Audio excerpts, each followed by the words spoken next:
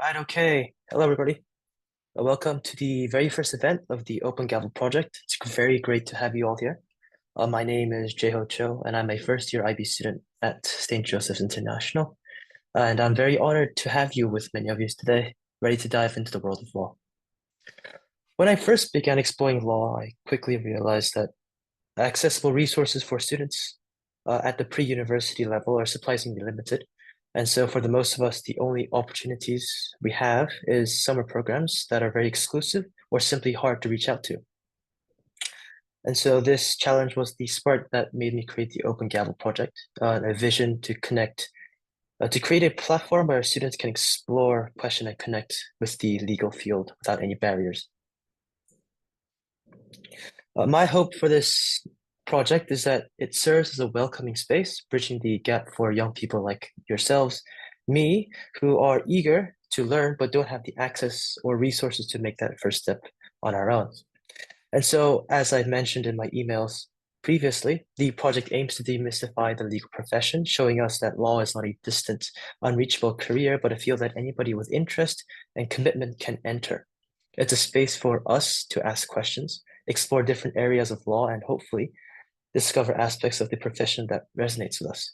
Ultimately, we want the Open Gavel project to empower students to understand the role of law in society and connect with experienced legal professionals and take informed steps towards the future. And so today's event is that vision, and thanks to the dedication of our speakers who bring years of insight and experience to our event today. Each of them have volunteered their time to be here, make law a bit more accessible for students like us. And for that, we're incredibly grateful. And so for the running order of today, our first speaker, Ryan Ma, is a first-year law student at NUS. Alongside his studies in law, Ryan is also pursuing a second degree in liberal arts at Yale and US College with a minor in environmental studies. Over the years, he has interned at 6 law firms in Singapore, gaining hands-on experience in areas like criminal defense, intellectual property, and corporate law. Ryan's session will provide a foundational understanding of the legal industry, along with practical advice for those interested in getting involved. Afterwards, we'll hear from An-Yi, a recent graduate from SMU's Yong Pung Hao School of Law and a current Part B candidate. An-Yi will participate in a discussion where she'll share her experiences in law school, offering us a first-hand look at what aspiring law school students can expect. After that, we'll have a 1.5 hour lunch break. After An-Yi's section, we'll be having Mr. Sunil Sudheesan, the head of criminal law at Quahe, Wool and Palmer, who will present on the diversity of legal careers, particularly in criminal defense. With his extensive experience in the challenging field, Mr. Sudheesan will provide valuable insights into criminal law and justice system. After Mr. Sudheesan, we'll hear from Mr. Narayanan, who brings a wealth of experience in civil and commercial litigation. His experience spans multiple law firms and multiple years, and he'll be guiding us through the intricacies of the litigation work, shedding light on both the challenges and rewards of this field. And finally, we'll have Mr. Scully, Zachary Scully, a partner with RHTLaw Asia. He has over 27 years of experience across many oceanic countries, and he specializes in regional cross-border transactions, M&A, and corporate restructuring. He has worked with many clients throughout his career, from individuals to multinationals, providing a unique perspective on corporate law and international transactions. Again, we're very grateful for each of our speakers for dedicating their time and expertise to help us build this initiative. And it's a privilege to have them with us, and I have no doubt their insight will make today very memorable and impactful. Thank you all once again for being here and for helping us make the Open Gavel project a true, wonderful reality. Today is about learning, exploring, and hopefully finding inspiration in paths that our speakers have taken. Let's make this a memorable day. Thank you. Now, our first speaker, as I mentioned, will be Ryan Ma. He will be speaking for an hour on his experiences as a law student. So please welcome him. Okay, thanks so much, Joe, for the kind introduction. Let me just quickly share my screen. Give me a moment. I'll just share my slides on the screen. Okay. Is everyone able to see my slides? Yep. Okay, cool. Right, thanks so much for being here. So my name is Ryan. I'm a final year student at the National University of Singapore. I'm studying law right now. And so if you can see here, like this very nice picture here, that's the school that I'm in right now. That's the campus of NUS Law. It's the last year in which the campus will be based here. This is in the middle of Botanic Gardens, if anyone is familiar. Because next year they're going to shift this campus to Utown, which is a much more convenient location.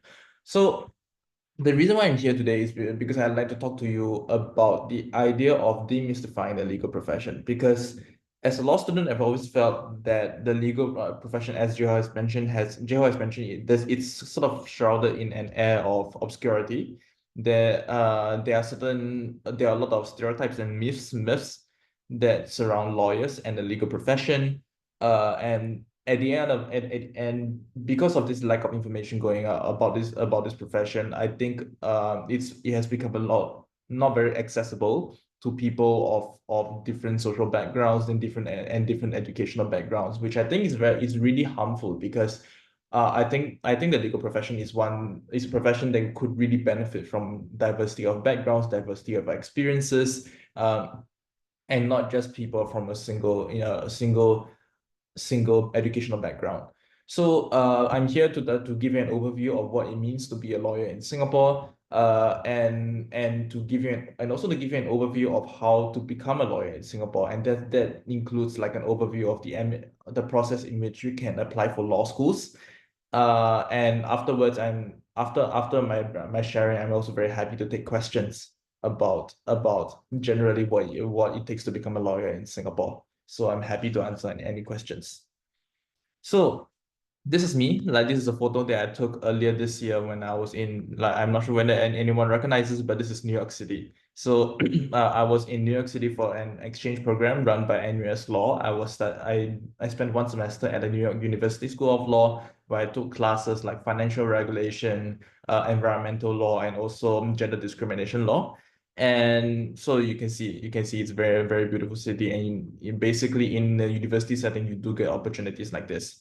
As I've mentioned, I'm in my final year at NUS Law, and I'm doing a second degree in liberal arts at Yale NUS College. You don't need to know what that is because that program has been discontinued and it's been renewed. It's been renamed as NUS College. If anyone has been paying attention to that space. So I'm minoring in environmental studies at Yale NUS, because I'm really passionate about environmental sustainability and also financial regulation. And in terms of my long-term career, I really want to get into what we call sustainable finance, which is using the financial industry's resources to promote sustainable development and environmental protection.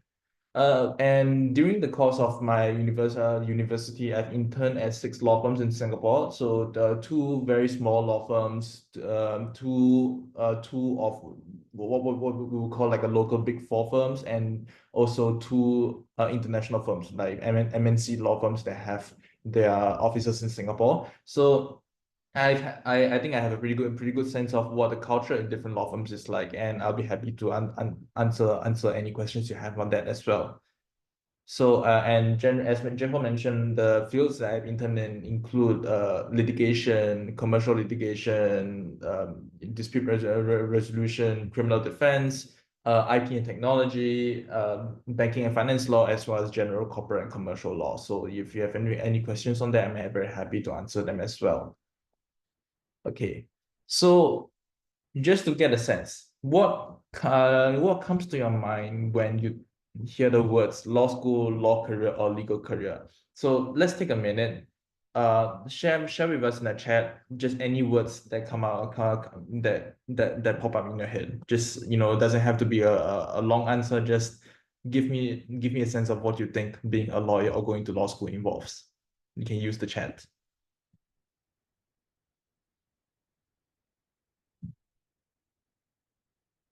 We give everyone a minute.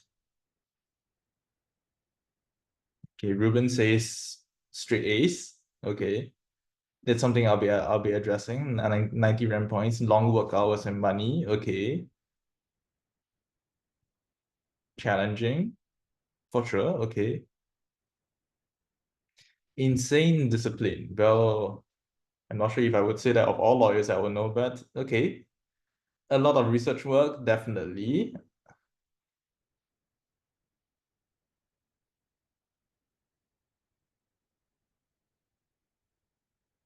Okay, you have some very interesting responses. So basically, in people's minds, law is something that you can really only really study if you have very good grades. If you took yeah, if you've taken the A levels and you got the straight A's, got the 90 rank points, uh, and that's something that I would like to address actually, yeah, because I think this perception is something that really makes the legal profession not very accessible to people of different backgrounds in Singapore.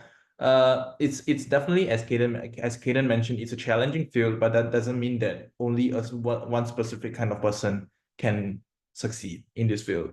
Long work hours, money, that's for sure. That's money is what motivates a lot of people who come in. Long working hours, I think in most law firms that's true. But it's also like a very enriching field. I mean, it's sort of undeniable that you do have long working hours. Insane discipline, again, yes, you need insane discipline. You need to be a very disciplined person to handle the learning that it takes to become a lawyer. But again, that doesn't mean that only one specific kind of background can get you into the legal field. Research work, that's something I'll address in a bit. Okay. So I hope that this what I'm seeing here are sort of cultural artifacts from your generation as well as mine. I hope these are all recognizable, but generally in most people's minds, their idea of what it means to be a lawyer comes from these shows or these video games like Suits, Harvey Specter, Elle Woods from Legally Blonde. I'm not sure whether anyone has watched this K-drama called Law School. It's pretty good. And also, of course, this image of Phoenix Wright from Ace Attorney, which I have not played, but it's so famous that I still know about it. Very fun fact, there was once when I was interning in a law firm, right? And one of the partners asked the interns who were law students, like, what inspired you to become a lawyer? It's very common for guys to say that they were inspired by Suits, and very common for girls to say that they were inspired by Legally Blonde. So that's like a little trivia, like a fun fact. Okay. Related to this question is, how many of you think that if you become a lawyer, you'll be spending all of your time arguing in court? It's a pretty simple question. I'm just gonna give a few seconds for people to respond.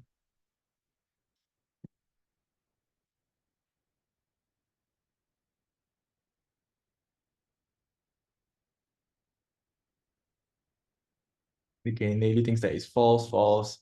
Okay, researching cases. Okay, okay. This general sense that lawyers do a lot of researching, you'll be in office, false. Okay. Okay, everyone seems to know a bit about this, but yes, it's false. Like generally the idea that we usually have of lawyers is someone who fights in court, who is a litigator, who resolves disputes, like that you sue and defend people in court.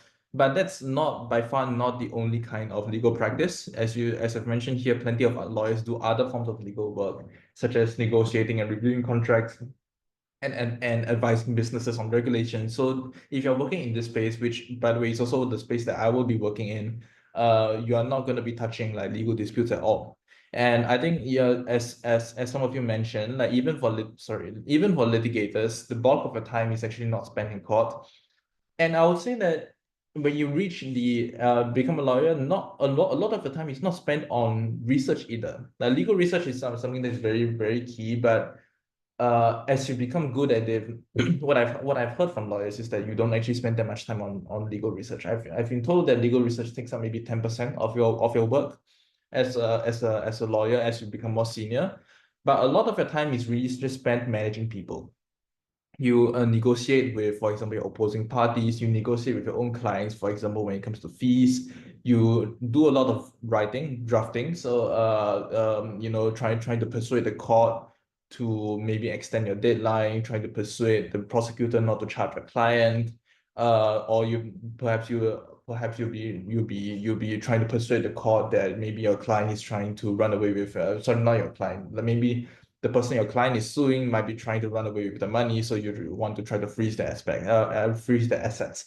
So the research plays an important but relatively small part. Your days will mostly be spent managing people and coordinating people, and that applies to other forms of legal practice as well.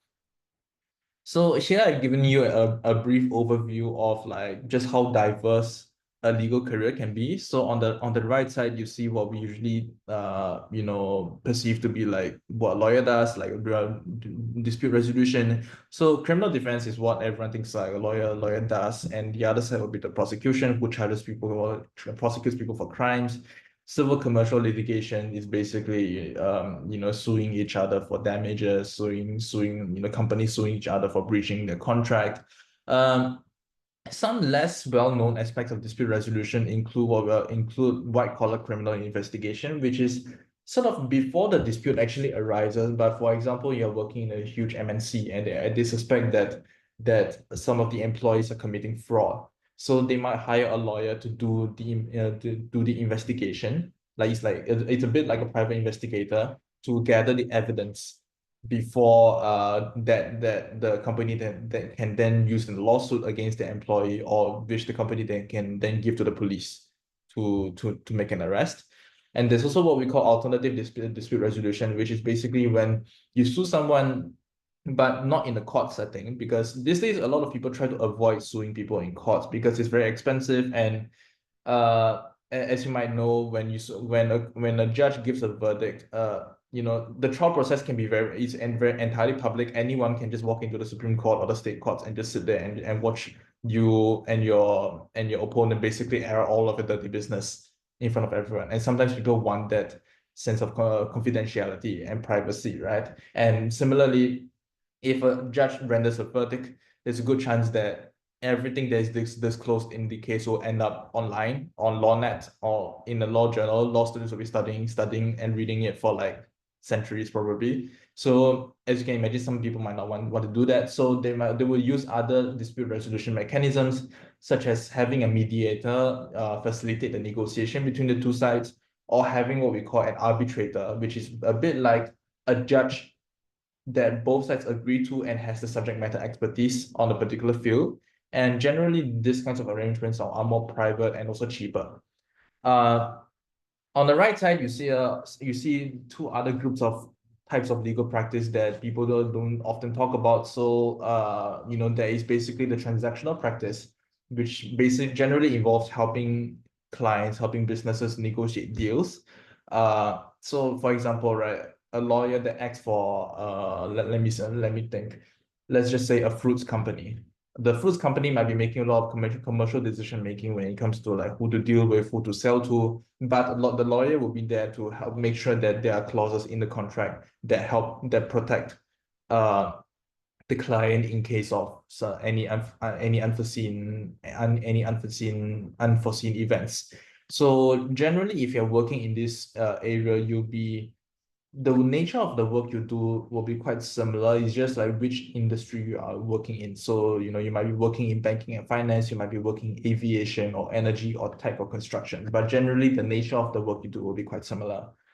There is also a third group of legal practitioners, which is often lumped together with the transactional ones, but I think it's a bit different because this group of people mostly advise on regulations.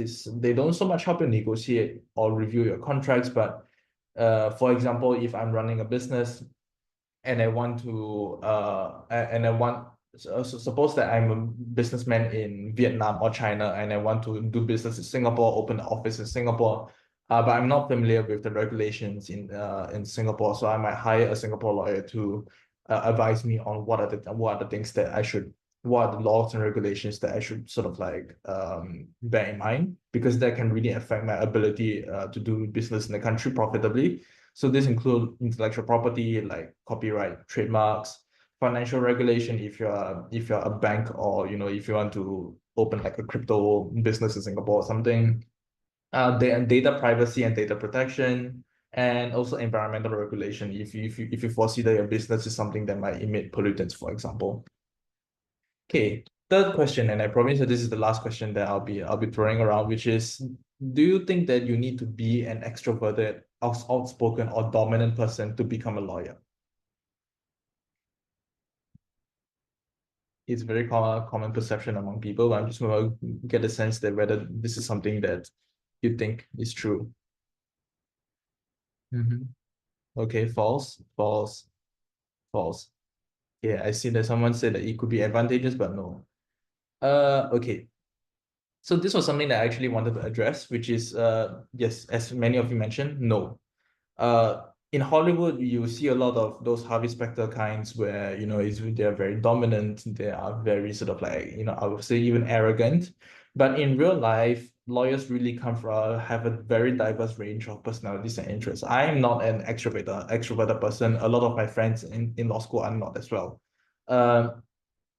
And I would think that it's really true. I think it's really true that no matter what personality you are, you have something to bring to the table. So if you are an extroverted and dominant person, then your assertiveness could obviously be give you an advantage when it comes to sort of negotiating aggressively when you really need to put your foot down against an opponent, and when you really need to put your foot down against an opponent, perhaps you could benefit from an extroverted personality. But the benefits of having an introverted personality could include calmness. You're very good at reassuring people. You're very good at staying composed, under stress, and perhaps you are very meticulous and diligent when it comes to your work as well. These are all also qualities that you really need to succeed as a lawyer. So similarly, if you're someone who is not very dominant, but you have very good social skills and you're able to cultivate great relationships, that's honestly one of the most important skills that you can have as a lawyer. So there's this book that I would recommend that you check out. It's called The Introverted Lawyer by Heidi K. Brown. She's an American lawyer.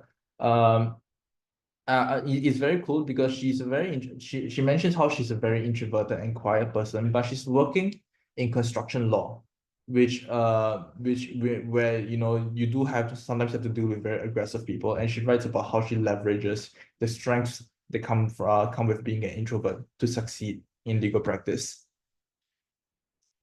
So, general, after all of that, if I had to distill the question of what is a lawyer, I would say that no matter what area of law you're practicing in, you're a lawyer. If you're a lawyer, then you are someone who uses your deep understanding of the law to help others know their rights and access justice. And that applies whether you're doing it in a courtroom or you're doing it in a boardroom. You're always speaking out for justice and fairness.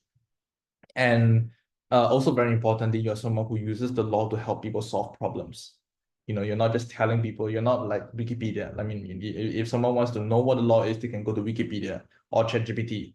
But the point is that when people who are often your clients come to you in a state of distress, in a state of stress, and the idea is that you are there to help them solve problems. And there's this quote by the late Mr. Adrian Tan, who was when he was still around, he was the president of the Law Society. He's very famously said that a lawyer is essentially a friend for hire. Like for a fee, you act like a professional friend for people who are very stressed and burdened with many difficulties. You're also your clients what he calls a secret diaries, and that's someone that they can confide in. And as a lawyer, no matter what field that you're practicing in, you are someone who is good at listening to others, who is good at taking your client's side, who's good at sticking up to people, and someone who is very loyal. So, as you can see, these are all qualities that you don't need to be a 99 pointer to have. These are all qualities that anyone who is a good human being can have. So this is one of the key takeaways that I hope you can take away from this. And here I've listed some qualities that if you're considering whether you want to practice like whether you want to pursue a legal career starting with law school, these are some qualities that you must have. So at the very top is ethics and integrity. Like especially in Singapore, there's a huge emphasis within the legal profession of being an honest person. there's this joke that we tell in the legal profession, which is that it's easier for a convicted murderer to become a lawyer than someone who stole money. Because as a lawyer, you are often handling clients' money, you're handling a lot of sensitive information.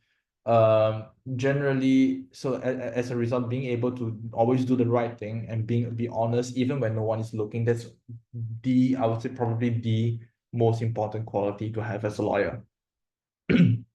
Applies in law school as well. So and also I would say being meticulous and having a good attention to detail is very important. So because at the end of the day, if you're fighting a case, very fine details can really make or break a case, or very small mistakes that you made can really lose your client's trust. And little things that you do, little things that you do to show that you're a meticulous person, they can also go a long way in gaining a client's trust as well. As mentioned just now, social skills, problem solving skills, because at the end of the day, if these days, right, having legal knowledge itself is no longer super valuable, because if I want to know the law, I can go to Wikipedia, I can ask my question to ChatGPT. But what ChatGPT cannot do, and what AI cannot do is to use the law to help you solve a question, to solve complex problems.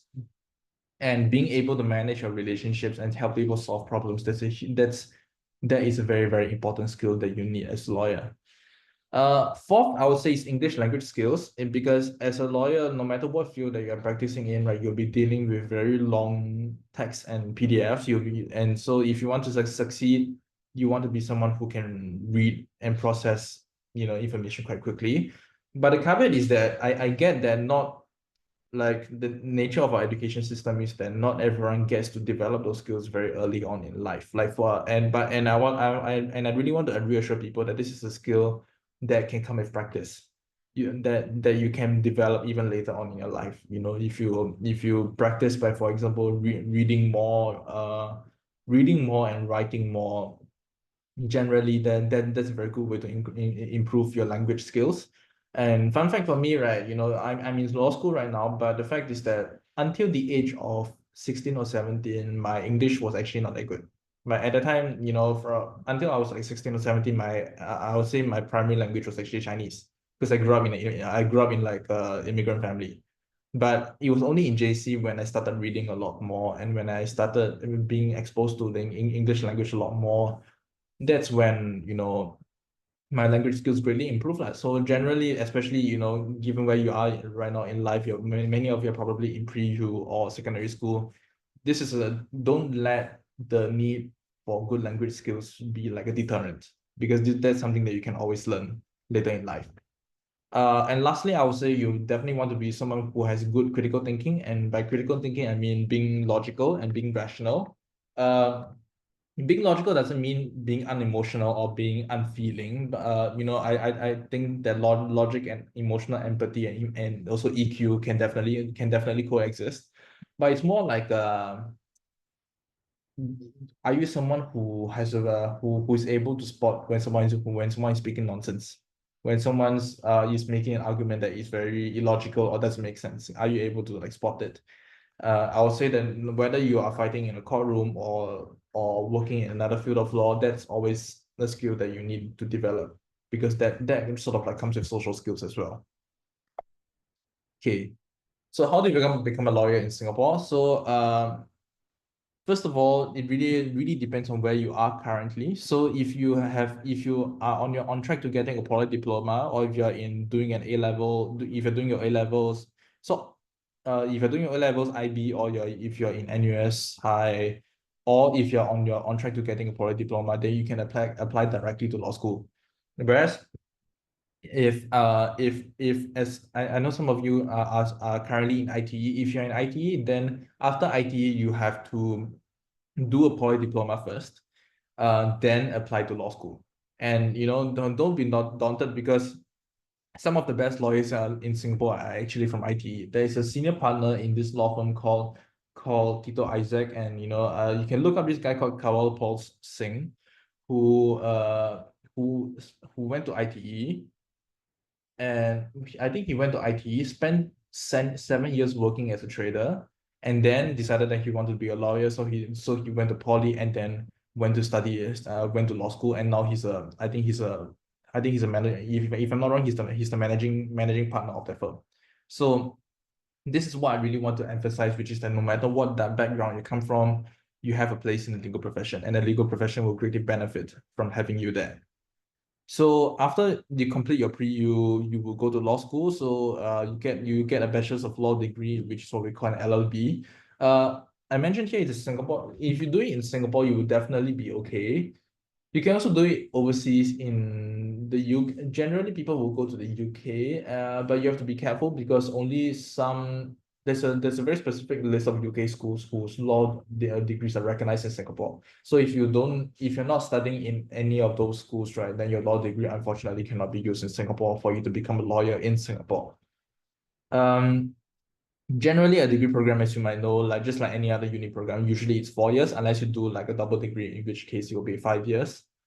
Then after graduating from law school, you do a six-month bar course under this institution called the Singapore Institution of Legal Education. And this is what we call like the Part B course, where they teach you much more like concrete skills when it comes to lawyering. Because in law school, it's mostly quite academic. You learn things from a very bookish point of view. Whereas in the bar course, you learn more hands-on skills. Like, what you actually need to do to sue someone, for example. Then after you do like the bar course, right, you need to complete 1 year of what we call training at the law firm. So this is what we call practice training. So during this 1 year, right, you'll be rotated across two contrasting areas of the law firm's practice, one disputes practice and one transactional practice. And essentially, being a trainee is a bit like being an intern for an entire year before you can get like the bar certification. And after you get a bar certification, which happens after this stage, then you can become like a full-time proper professional lawyer. And throughout the course of a university, you want to do internships at law firms, because in the summer of your second semester, those will be the most important internships that you'll do, because immediately afterwards you'll be applying for a training contract for this part. So as I've mentioned here, training contracts, you usually get them at the start of your third year of law school, like 2 years before graduation. So basically don't play too hard when you're in year 1 and year 2. And as you might know, the law school, there are basically 3 law schools in Singapore, so NUS, SMU, and SUSS. So for both, and so to give you a brief overview, right? NUS and SMU, NUS has been around for the longest. SUSS is the youngest school. For both NUS and SMU Law, the intake for the LLB program is about 200 to 250. And both schools, generally these schools, they have like, they're good at generally cultivating all aspects of like legal skills. And they also have many interesting double degree programs very interesting double degree programs like law and business, law and economics, law and life sciences. SMU also has, I think, very diverse programs like computer science as well. So this is like, if you're I would say that if you can do a double degree, they can really help you gain awareness about what's going on in the in industry, in the broader economy, because especially if you're going to serve business clients in the future, that's something that'll be very important. Law and business is also very good because I mean, that's not what I'm doing, but from my understanding, it opens up a lot of careers outside of law as well, in case you change your mind and decide that you don't want to do law halfway through university. For SUSS, it's a bit more niche. It's the intake is a lot smaller. It's about 75 people per year. And it's niche because the school was specifically set up to address the shortage of criminal lawyers and family lawyers in Singapore. Because basically everyone wants to be a corporate lawyer. There's not many people fulfilling very vital social functions like criminal law and family law. So when you'll be taking a lot of courses that are specific to these 2 areas of law, you'll be also taking a lot of complementary courses on like sociology, social work, forensics, and also psychology as well. And the timetable at this school is also, at SUSS, is also a lot more flexible. I think, if I'm not wrong, classes are generally at night. And this is to cater to people who are juggling both school and work. And whereas for NUS SMU, you generally don't get the flexibility. You do have classes throughout the day. And I think if I'm not wrong, SUSS because it's meant to cater to people who might need to do things part-time. You have a maximum of 6 years to complete your degree. But of course, the actual pace at which you complete your degree is up to you and your schedule. So in terms of how to apply to law schools for NUS and SMU, right? You both start with an online portal where you answer some short essay questions. And then you have like a written test. For NUS, basically the written test is you do not need to know any law at all, but it's more on logical reasoning, because you go there, right? They would basically they'll give you like a example of a law, then give you like a situation. It's a bit like a reading comprehension. Then they will ask you things like, how does this law apply in this situation? But you don't need to know anything beforehand, basically. Then afterwards, after doing the written test, you proceed to the last stage, which is an interview, generally with professors. And again, you don't necessarily need any legal knowledge. No one's expecting you to have legal knowledge. In fact, I think they'll prefer that you don't try to self-study beforehand.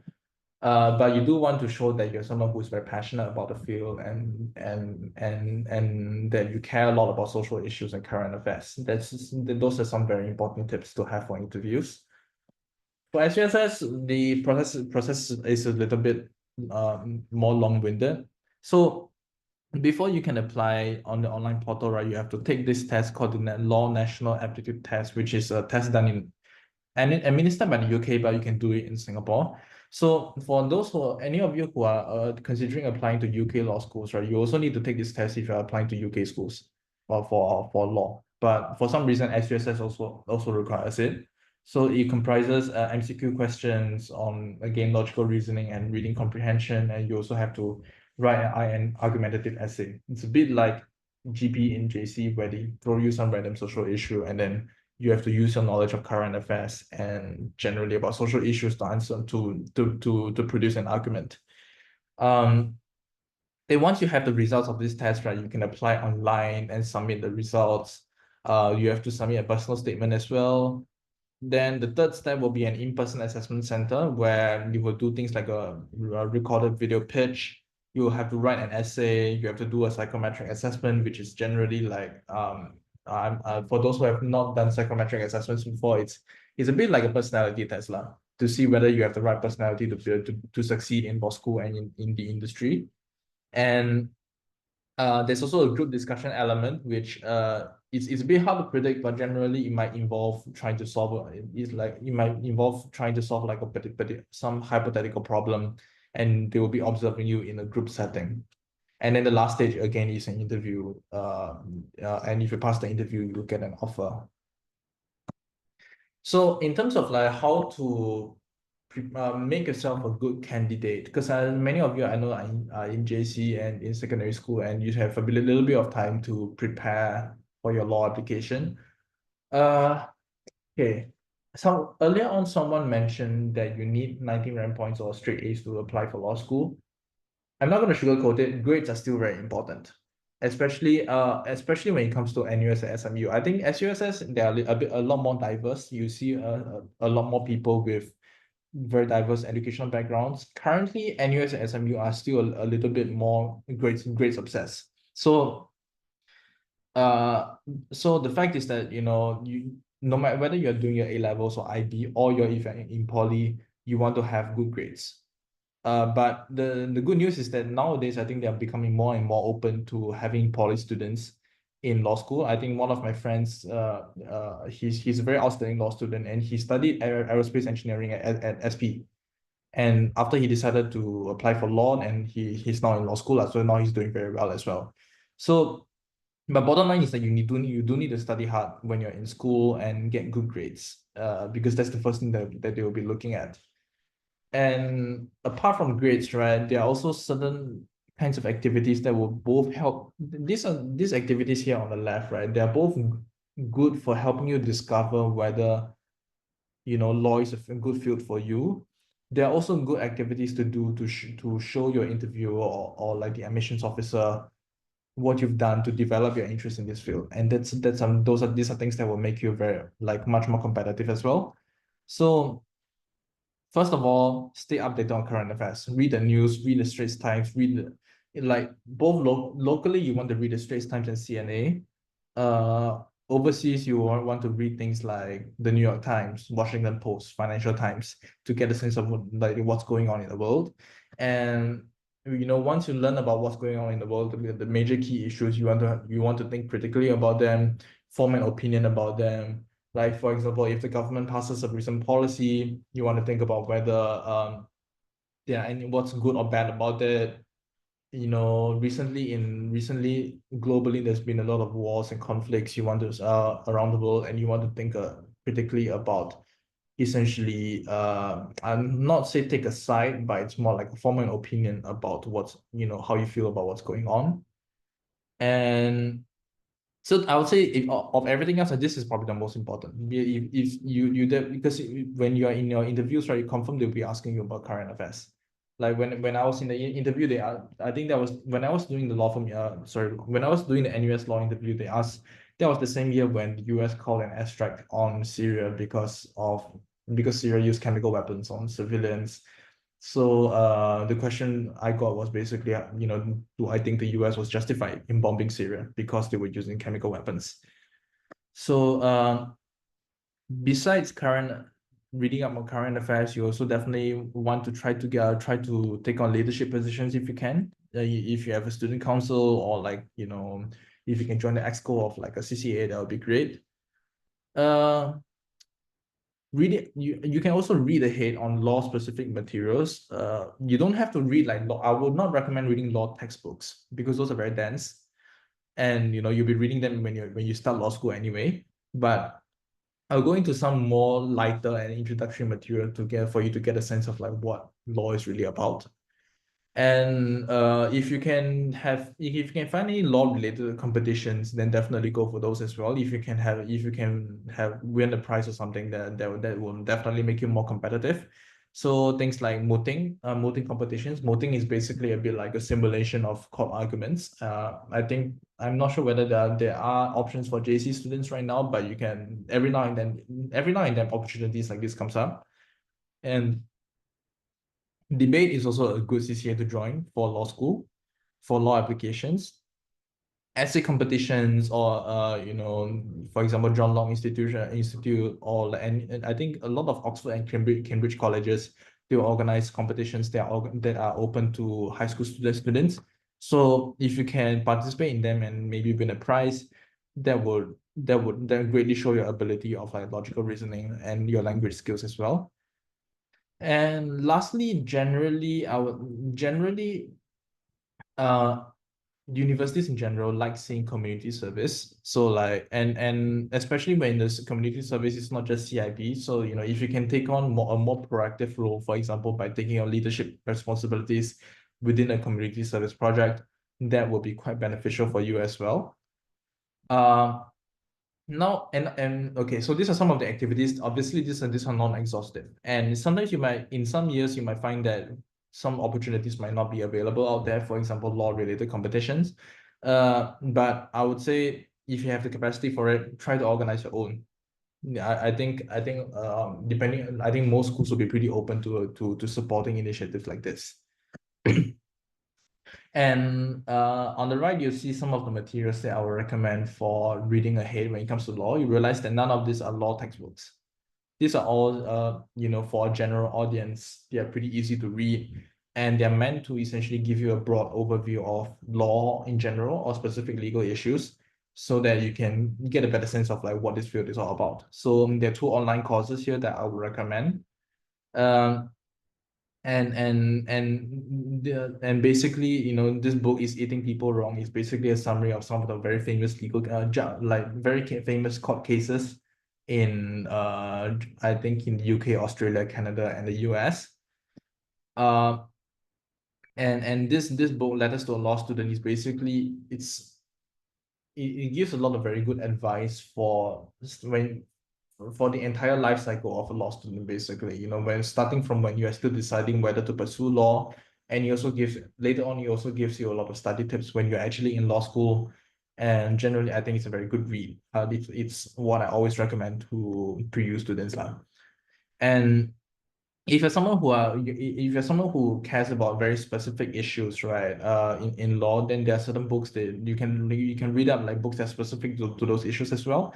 So if you care about things like gender discrimination, women's issues, you can read Women and the Law by Baroness Hale. Baroness Hale is one of the judges in the UK Supreme Court, and she works a lot in women's empowerment, and she's written a lot about how the law can be improved to basically ensure greater protection from for women. And if you're someone like me and you're very interested in environmentalism, you can consider reading Governing the Commons by Eleanor Ostrom. It's not strictly speaking a law book, it's more of a policy and economics. It's more policy and with a little bit of economics, and it won Professor Ostrom the Nobel Prize in Economics.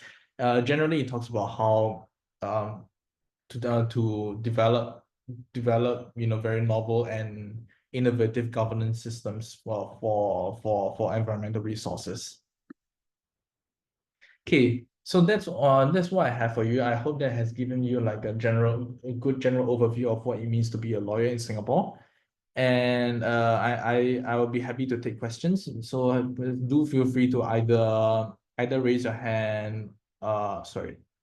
Do feel free to either raise your hand or and tell me a question verbally, or use the chat function, and and I'll be happy to answer any questions you have.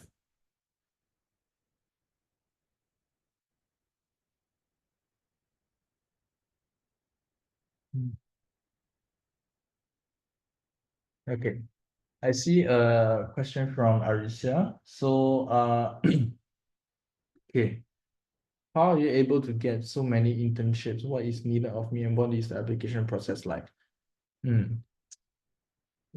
Okay, so one thing I want to reassure you is that generally, if you the intake of law students in Singapore is actually very small. Every year, you get less than 1,000 students entering law. So the process of getting a law internship is not as bad. It's not as stressful and competitive compared to, if you're say in business, or you're in com science and you're trying to get like a tech or business or finance internship. That one is a lot harder. So so generally in especially if you're in a year one student, right? Law firms, they partner a lot with the schools that you are in. And I think that my very first internship was at a small commercial law firm, and I applied basically through my university's job board lah. And they were advertising their role on like the university's like job board. And generally, obviously you want to submit like a CV and cover letter, but at the time I didn't have any like legal experience on my CV either. Then the only experience I really had was doing a bunch of like part-time jobs after NS, and also doing like one marketing internship at some point. So if you've done, I mean, if like during the time between say like you graduate and the time you start school, if you can gain a little bit of like part-time work experience or like internship experience, that would be great, because that at least shows that you are someone with a good work ethic, and someone who can function in like in a situation that's like not school lah. So I think that's mostly all you need to get like a first internship. Then after that, you leverage what you do in your first internship to like get even more internships later. For the bigger firms, especially international firms, it's a lot more competitive. But generally, I think if you can definitely start small. Experience, you can always start in like a small firm, and then you leverage that experience to get more prestigious internship later on. But of course, that doesn't mean that you must strive to get into like a big four, like, or like a huge international firm, because I mean, the prestige is one thing lah, but it's like it's also, big firms have like a big firm culture, and not everyone thrives in that. So there are a lot of my friends who make the conscious choice to go to smaller or more community-based firms where they're thriving very well as well. So generally, TLDR, what do you need to get an internship? As long as you get the first, and getting a first internship isn't that hard. Just try to get a bit of part-time work experience before that. And subsequent internships, your grades will also be more important. And so as long as you do well in school, maintain like a second upper, you shouldn't have issue. You will not be jobless lah. So just to reassure you, I hope that answer your question. Yeah, and usually there'll be an interview as well with the lawyers, and you know, similar to law school, you want to show passion, that you have a lot of soft skills like communication and work ethic. For your later internships, they might ask you more technical questions about your legal knowledge, but by then you would probably have legal knowledge from school anyway. Okay, so that's that question. Another question is from Caleb, which is, what is the main distinctions between SMU's double degree and double major programs? Okay, generally, my understanding is that generally double degrees are more, the workload is higher, because you think about it this way, right? What's the difference between a double degree and a double major? It's like, imagine if one degree has 100 course credits that you want to meet. Like, that's a hypothetical number that I'm throwing out. So for a single degree, for a single major, someone who's doing a single major, right? Maybe like maybe 50 credits of that of the 100 credits, right? You'll use it for your main major, which is law. Then maybe the other 50 you can use for a mix of like compulsory general electives or like free electives. If you're only doing a double major with if you're doing single degree but double major, it means that you still only have 100 credits to fulfill. But maybe like you do 50 credits for like one major and 50 credits for your second major. But at the end of the day, your workload is still 100 credits. But for a double degree, you might have a situation where, you know, you have 160 credits to fulfill. And for each degree, you have like 80 credits, 50 to use on the main major and 30 to use on free electives. Just so generally, yeah, and that's why double degree programs are usually a bit longer. They are usually 5 years instead of 4 years. Whereas if you do a double major program, if you do a double major program, it's usually still within 4 years. It's just that if you do a double major program, you probably won't have that many free electives that you can use to take courses that are not related to either major that you're doing. So I mean, of course, each school will have like slightly different arrangements, and you should definitely do your research, but that's the general concept of like what it means to do a double major. Let me see. And also course fees wise, every year increases, like, unfortunately, and law is one of the more expensive ones. I think if I'm not wrong, it's about 12K a year for Singaporeans. But they might have the increases slightly every year. So by the time you apply for it, it might be a bit more, but it should be around that ballpark lah. If you do a double degree though, you have to double the fees. So double major, oh yeah, so here's the other thing. Double major, you're still paying single degree fees, if I'm not wrong. Double degree, you'll be paying double degree fees, which is basically twice the fees, at least for NUS, if I'm not wrong. So I hope that answers your questions. But you know, don't let the fees bother you, because there are a lot of scholarship options offered by either the university or like external. Like for external scholarships, it's a bit harder to get for a law degree, because they often don't provide they don't allow you to get scholarships for like law degrees. But I know there are at least some state boards and ministries that do give scholarships for law degrees, like HDB, if I'm not wrong. HDB, the PhD scholarship as well, if you can go for it. They have a very specific scholarship for legal service. And within universities, they have merit-based scholarships and also bursaries. And if I'm not wrong, NUS, if your income is below a certain threshold, right, I think NUS covers your entire fees, if I'm not wrong. They've been ramping up financial aid a lot. So don't let cost be a factor for you. And there are always the options of like student loans as well. Okay, so I hope that answers Caleb's question. Naru's question is, what are some things that law school interviewers look for in candidates? So what I've mentioned earlier, you have character traits like integrity and ethics. Those are very important. And also they will want to see that you're someone who cares. I mean, obviously they want to see how much you actually want to become, how interested you are actually in this field. So you definitely want to do a bit of reading and some prep work to show that you've done your homework lah, and you know what you're trying, and that you know what you're trying to get into. And related to that is that if you want to show that you care a lot about social issues and current affairs, so you should definitely be familiar with, like, I mean, doesn't mean that you need to know, like, read every single news report in the Straits Times every single day. Obviously, no one does that, but it's more like big trends happening in the world, major happenings. If I stop you now and I ask you how you feel about how you feel about this and that, you should be able to give an answer lah. So as a starting point, right, some of the things that you want to some of the recent developments, for example, the Parliament passed the new act to regulate platform workers, like to give more protections for platform workers on your Grab and Gojek. They've also there was also recently the attempt by Alliance to acquire and introduce income insurance, which the government blocked. So you can try to form your opinion on that. Globally, you have the wars happening in Russia, Ukraine, Israel, Palestine. You have things like UN tensions between US and China, all things that you can pay attention to and form an opinion about. So generally that, and of course, lastly, and most importantly, as I've mentioned, academics still is the first stage.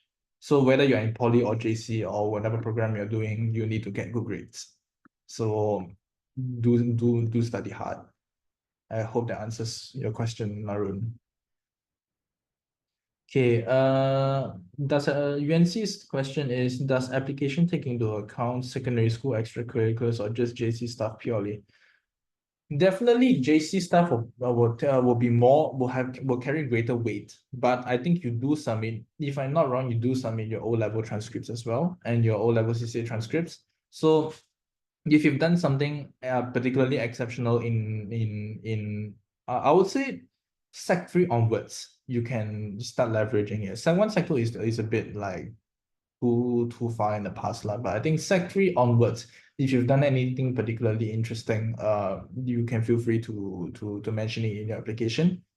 But obviously, try to leverage on JC, try to do things in JC as much as you can, because obviously if they see that all of your achievements are when you are 15 or 16, then that does raise some questions. But secondary school could extracurriculars as well. Hope that answers your question. Okay, Kaden is asking, how much weight do you think is given to portfolios during the initial application, and how many portfolios with many achievements? Let me see. Sorry, give me a minute.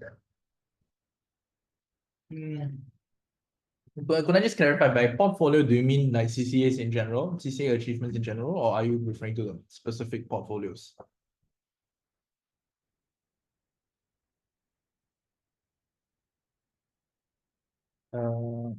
Yeah, never mind. I don't think.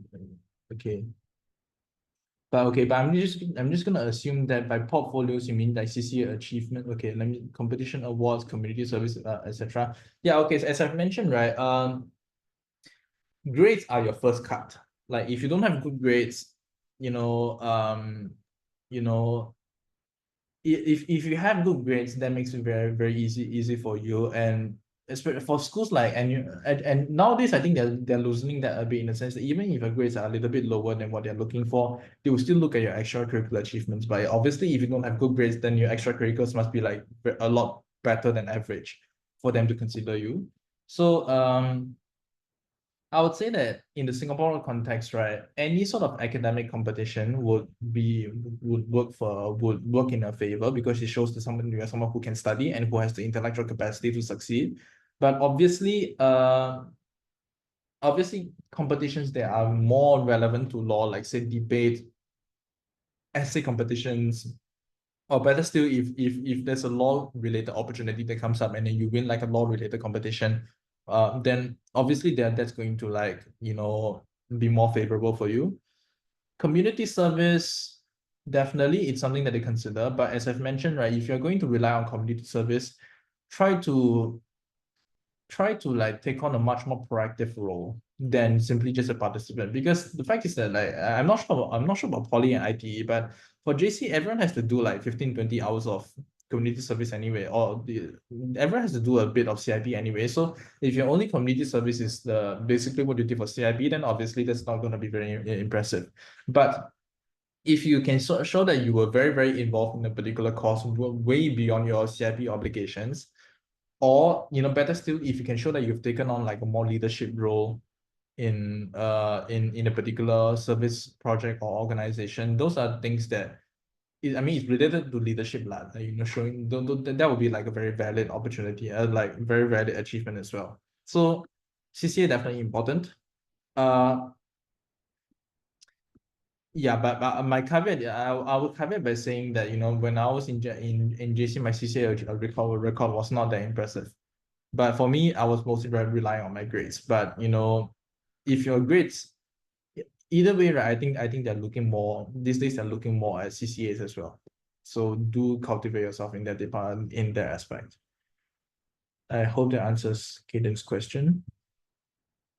Okay, and we have a question from Fella on how do we specialize in the various respective sectors of law, such as medical law. Okay, in Singapore, right, you do not specialize in any area of law in your university program. Like everyone does relatively, the same law degree with the same compulsory courses. But the ways in which you would sort of like build a career towards a particular direction, right, is that first of all, in year 3 and year 4 of law school, right, you get to take law electives. So and you can choose between a wide range of like courses, like so if you're interested in medical law, for example, you will want to look at whether they have like whether they are if they have like offering a course on medical negligence, the medical negligence disputes, then obviously you want to take that course to learn the basics of it. But okay, sometimes they may not have, because professors come and go, they don't necessarily have that course. Another way is to apply for internships at law firms that practice the particular area of law that you're interested in. So and it's okay even if you don't have coursework in that area, because when you're applying for internships in year 1, year 2, everyone's doing the same core mods anyway. There's not much room for you to choose free electives. So it's entirely okay for you to apply to, say, like a law firm's medical law practice without having studied like medical law in law school, because chances are at the point you probably were not allowed to take it anyway. So so it's more like you see which law firms are practicing, say, medical law, and then you just apply. And then you obviously in the interview process, you want to show that you're genuinely interested in it, and that you've done your research and you know a little bit about it. And that applies to not just knowing about medical law, but just showing that you roughly know how the healthcare system works. How doctors typically operate, how hospitals typically operate. Yeah, so it's a lot of self-learning and self-driven sort of like cultivation if you know that you want to specialize in a particular area of law. So I hope that answers your question. Yeah. Okay. Does anyone else have? Okay, let me see. Does anyone else have any other questions?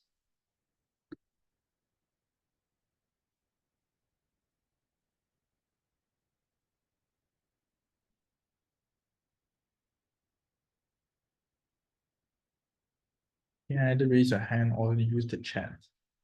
Okay, if you want to ask me about the admissions process or like the culture within law firms, that's totally fine too. Uh,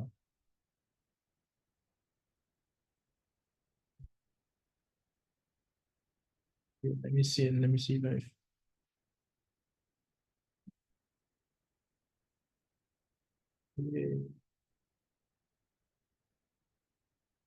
okay, how does culture differ between the various law firms? Okay, so in Singapore, generally the way we divide the law firms are, will basically be like small, very small firms where, those are the kinds of firms where you have like 5 people or less. And then you have the middle-sized firms, and then you also have the larger firms. And the larger firms usually comprise, what we call the big four firms, which is basically Allen and Gladhill, Raja and Tan, Drew and Napier, and Wong Partnership. So those are the biggest firms in the local context. And you also have the international firms, which as I've mentioned, they have like the HQ in London or like Switzerland or like the US, and then they have like a branch office in Singapore, like a local office in Singapore. Culture-wise, right? Obviously, each firm is going to differ, but generally, small firm you'll see a lot more. It's a lot more tightly knit. You get a lot more face time with your essentially the senior lawyers, because it's just like 3 or 5 people in the firm, right? It's one team working together very closely. Um, but on the flip side, flip side is that generally smaller firms, especially when it comes to transactional corporate practices, you don't get very, very big deals, because like big deals, they'll usually go to like the bigger firms. But if you're into dispute resolution and litigation, you can get very, very good experiences at small firms, because sometimes you have like a lawyer who makes it very big in a big firm and then he leaves to set up his own thing, right? So you do get very good training. So that's for small firms. For larger firms, right, the benefit is that you get a lot more exposure to different kinds of people, because it's not just one lawyer leading one team in the firm, but you have so many lawyers in different departments that you can talk to and learn from. The deals that they get are usually a bit more complex. The matters they get are a little bit more complex. So you get to learn a lot more as well. The flip side is that because there's a much greater bureaucracy and hierarchy, sometimes you might feel that you're confined to like doing very junior lawyer roles. In a dispute resolution context, you might not get as much experience to speak in court, because there are like five other lawyers in your team, and who are more senior than you, and who also are sort of like speaking in court. You might not get a lot of face time with clients, which is like a very key skill that you want to develop early on in your career. But the good thing is that obviously you get if you like the idea of working in a big corporation or like a big sort of like office in Raffles Place City Hall, then I think you will like the idea of working in a big firm lah. Yeah lor. And how do I put that? International firms they tend to be a bit more, how do I put it, cosmopolitan in the culture. So you see that do usually you see a lot more basically foreign lawyers. Your big bosses are usually gonna be from Europe or the US. So I guess interacting with them will probably help you learn a lot. But similarly, you might face an issue with like getting more sort of like high essentially exposure to tasks. You might similarly feel that you are just like a cog in a machine, and instead of getting like to take a lot of initiative. But it really depends on the firm that you are in also. So part of the reason why a lot of law students do a lot of internships during their law school careers, it's so that they can get a feel of like the culture at different firms to see where they fit in the most lah. In some firms, you really have to like make yourself very, very visible, otherwise people will forget you. But in some other firms, right, it's a lot more structured, and you get a lot more how do I put it? You get a lot more attention from the people who are training you. So I hope that answers the question. Okay.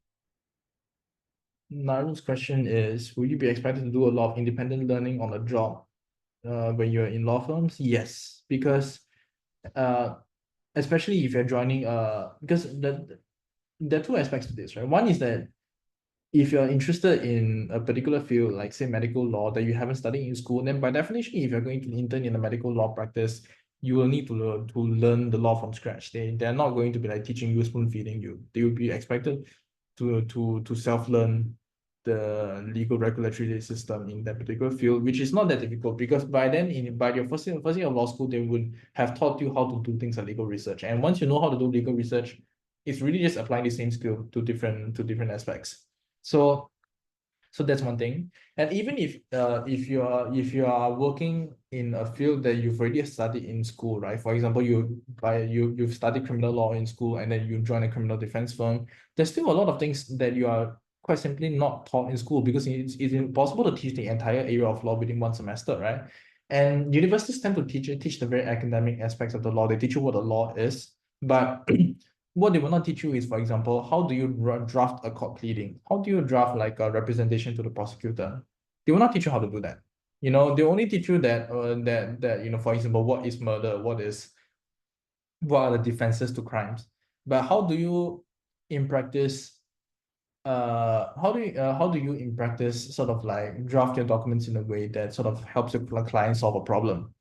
That's something there's an element of self-learning, but there's also an element of like communicating with your supervisors to learn from them and accepting their feedback as well. So yes, being able to learn independently, that's a very important trait. Aaron is asking, during the admissions process for the three universities, will there be a disadvantage for non-Singaporean citizens, such as more stringent requirement or limited admission? Okay. If you're asking this because you are like a international student, right? Okay, I'm gonna assume that you're studying in Singapore right now and you're doing like a qualification in Singapore. If you're if you're getting a qualification in Singapore, then it's not so bad. Because I think I say that in general in NUS there is a cap on the amount of international students that you can admit. The rumor is that it's 10%, but I don't really have like a hard basis for it. So, but I think that if you did your qualification in Singapore, if you did your IB A levels, or if you did your diploma in Singapore, generally you have an easier time trying to apply because your qualification is more recognized. But if you're currently overseas and you're doing a degree program overseas, so you're doing like a high school program overseas and you're applying to NUS Law, the truth is that I have not met anyone I don't know a single law student who has applied from overseas. I don't know why. I don't know whether it's a case of like no one from overseas is applying or do they just not admit them. But I think if you're doing your program in Singapore, then I'll say I think you are competing on much more equal ground, even ground than with like the other Singaporeans lah. So yeah, so there's that. Okay. Akil's question is, what electives would help for law school in secondary school? In secondary school, I would say it doesn't matter that much. As long as you have good grades, you should be fine. I mean, when I was in secondary school, I did A math, yeah, I mean, I did very like if you in fact right, if you look at my JC and secondary school record, right, you would think that I'm some sort of STEM student because in secondary school I did PCM A math. In JC I did physics. Like PCM is, by the way, it's physics, chem, math for those who are not familiar. But yeah, in secondary school I did physics, chem, A math, um, geography, like pure geography. In JC, I did H2 physics, chem, math, and literature. So these are all like not very law related stuff. So as long as at that stage, I think it doesn't really matter what you actually study, because it's not as if they have H2 law or like O-level law in school, right? So as long as you have good grades, it's good lah. I mean, in terms of law specific achievements, you can develop them elsewhere. Okay.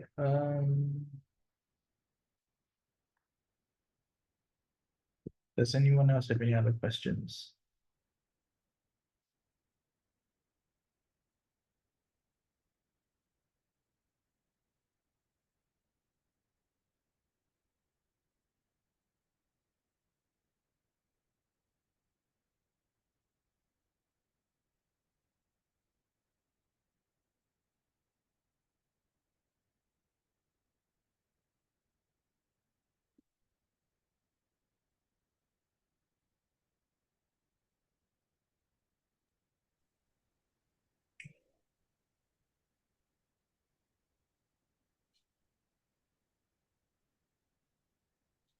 Okay,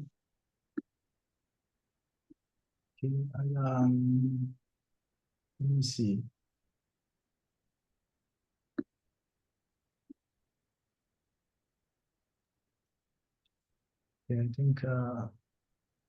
Yeah, I think if there's no other questions, Jeho, do you want to take over? I think if no one else has any questions, right? I think we can wrap up here. And thank you so much for everyone for coming. And I hope that I've shed a bit more light on what it takes to join the legal industry in Singapore. And I just want to I just want to like re-emphasize that I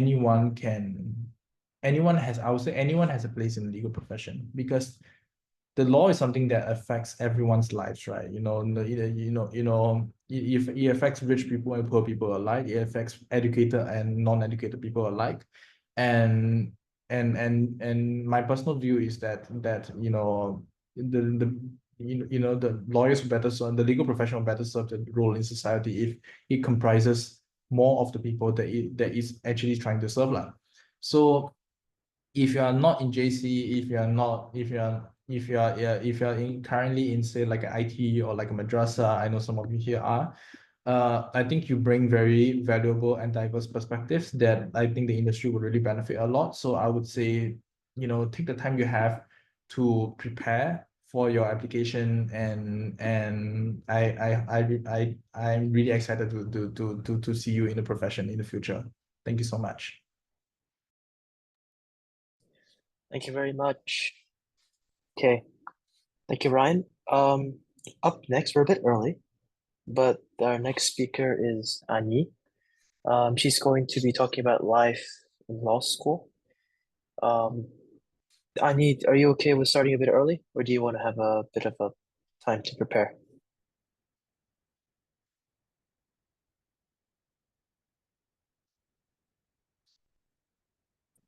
Sorry. Yes, I think it's okay to start.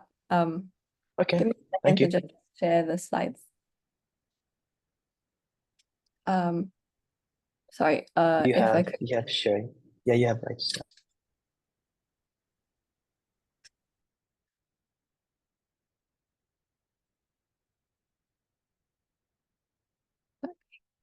Give a second.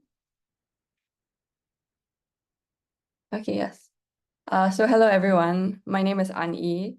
I graduated from SJI in 2019, which means I did the IB exams. And more recently, I graduated from SMU's School of Law. I'm part of the class of 2024, so I really did just graduate like a few months ago. And I'm currently studying for my Part B exams with the Singapore Institute of Legal Education. And I'll do my one-year training contract in January 2025. I'm part of the first batch of students ever to do the one-year-long training contract. And for anyone interested, my training contract will be at Jurong Napier. I thought, as a bit of background, I could also share a bit more about why I chose SMU and why law. I think as someone who did the IB examinations, I was really used to smaller class sizes and having a style of lecture that's like not the usual lecture and tutorial, but rather a more interactive class size. And so because of that, I decided out of the local unis, the school that would most suit my learning style would be SMU. And as for why I chose law, I think towards the end of IB, I found myself quite done with like STEM subjects. I didn't want to do any more math. Couldn't look at another bio thing for even if my life depended on it. And in JC as well, I worked on the Singapore Convention Week in 2019. This was together with the Ministry of Law, and it surrounded this thing called the Singapore Convention on Mediation, which is this treaty which was signed in 2019. So the events that I took part of in Singapore Convention Week back in 2019 was the first time that the Ministry of Law was organizing it. And the Convention on Mediation is really like this treaty that allows parties to have a way to settle their international disputes via mediation. And this really gave me like this new perspective as to what studying the law could look like. because I mean, I'm sure all of us have seen the shows, like Suits and Law and Order, but this really gave me a different perspective as to what someone who has studied law could come out and do instead. And so this really like interested me, and it interested me sufficiently to start law school in SMU. And so I'm really here today to talk a bit more about law school in Singapore. And you can't talk about school without talking about class. So for SMU in particular, we don't really have hall life like NUS or NTU. And instead, our campus is really located in the heart of the city. We're surrounded by a lot of MRT stations like Bras Basah, Dhoby Ghaut, City Hall. So we're really quite well connected. And a perk of this is that because we're located so close to the CBD, it's quite easy to get firms to come do talks.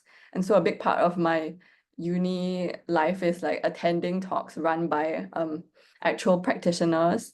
And for me, it was a great opportunity also in the city campus to have the opportunity to explore the food and the coffee around school, because at the end of the day, I'm a cafe girly at heart.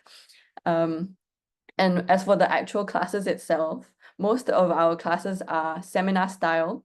And what this means is we have classes in 3-hour blocks, and the ratio is sort of maybe 30 to 40 students to one professor. And for me, it's much easier to be engaged in this way. And it also allows you to have more group discussions during class itself, and to really have a easier time interacting with the professor. And I think across all the local universities, class participation is also quite a big part of uni life. And so that really gives you the opportunity to question what you're learning and to ask any questions or to answer any questions that are asked in class. And I find that the seminar style of class in SMU really helped me to be more engaged in my own learning as well. And another type of class that is particular to SMU is the SMU X classes. So this is where we get to interact with real world practitioners and do projects for them that have real world impact. As someone that, as I mentioned earlier, I'm quite interested in mediation. I took this class called International Mediation Law and Practice. So rather than just focusing on the theoretical aspect, so our regular classes are about learning the content of the law. But for the SMU X classes, we focus on the real world application of these laws. And for this international mediation law class, we got the opportunity to pick from many different projects. An example is with IPOS, which stands for the Intellectual Property Office of Singapore. For this project, students worked with staff from IPOS to design a survey and to also interview various stakeholders on their view on mediation in intellectual property disputes in particular. For me, the project that I picked in that class was to work instead with SIDRA, the Singapore International Dispute Resolution Academy, which is this sort of research body within SMU itself. And we worked to develop a video series about the Singapore Convention on Mediation, its enforcement, grounds to refuse relief, that kind of thing. And in the background at the bottom right corner is like one of the collaterals that we made together with the videos. And so I think in university, there's really like a large variety of style of classes, and it gives you the opportunity to learn about the law in many different facets as well. Another different type of class was international moots. It's also an SMU X class, but so mooting is really like mock court, where we get to practice both our research and our oratorical skills.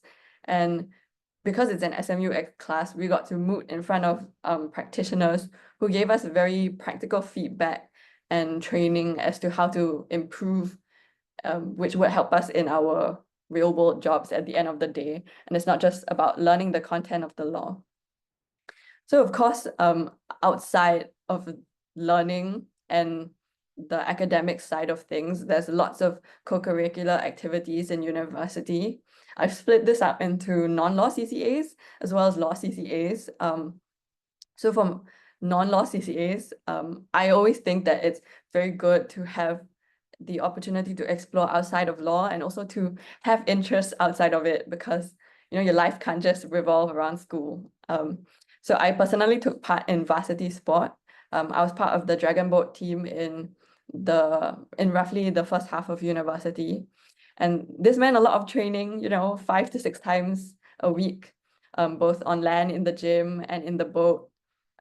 It's a lot of trauma bonding because of the intense trainings, team dinners and team drinks, and study sessions together in the library.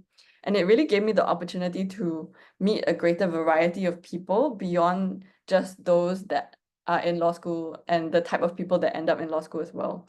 Got to meet like business students, accounting students, comp sci students. And some of these people are still my close friends till today. I also took part in a community service project called Project Phoenix. This project involved partnering with primary schools and that had students that are either disadvantaged or they come from latchkey homes, which means that they lack a lot of parental supervision at home. And so this project aimed to really give them something productive to do at home, to learn magic so that they have something to do in their free time, and so that they can also learn how to be a bit more self-directed in their learning and to improve their confidence, because there's a lot of public speaking involved in magic. And at the end of the opportunity, we got to rent the theater in NAFA and to really put out this huge show for the kids and their families and friends. And these photos here are just an example of the magic show that we put up at the end of it. And so other than the non-law CCAs, we also have a variety of law CCAs. These are just a snapshot of the ones that I took part in. Continuing on the theme of mediation, I took part in the SMU Mediation and Negotiation Club. So for SMU, I think you may know, but of course we're a relatively young university compared to maybe NUS Law. And so for the Mediation and Negotiation Club, it was really a new thing when I joined SMU. And so I joined this club in its infancy. We were part of the second batch ever, which meant my club experience really involved a lot of like growing this very new club. I was in the professional development committee in particular, and what this meant was that we helped to teach other people what mediation and negotiation is about, and we also coached many different competition teams as well. And we also organized and created the first edition of SMU's internal mediation competition, which still runs annually today, and I'm really glad to have been a part of, to have created. I also had the opportunity through this club to participate in many different mediation and negotiation competitions, both locally and internationally.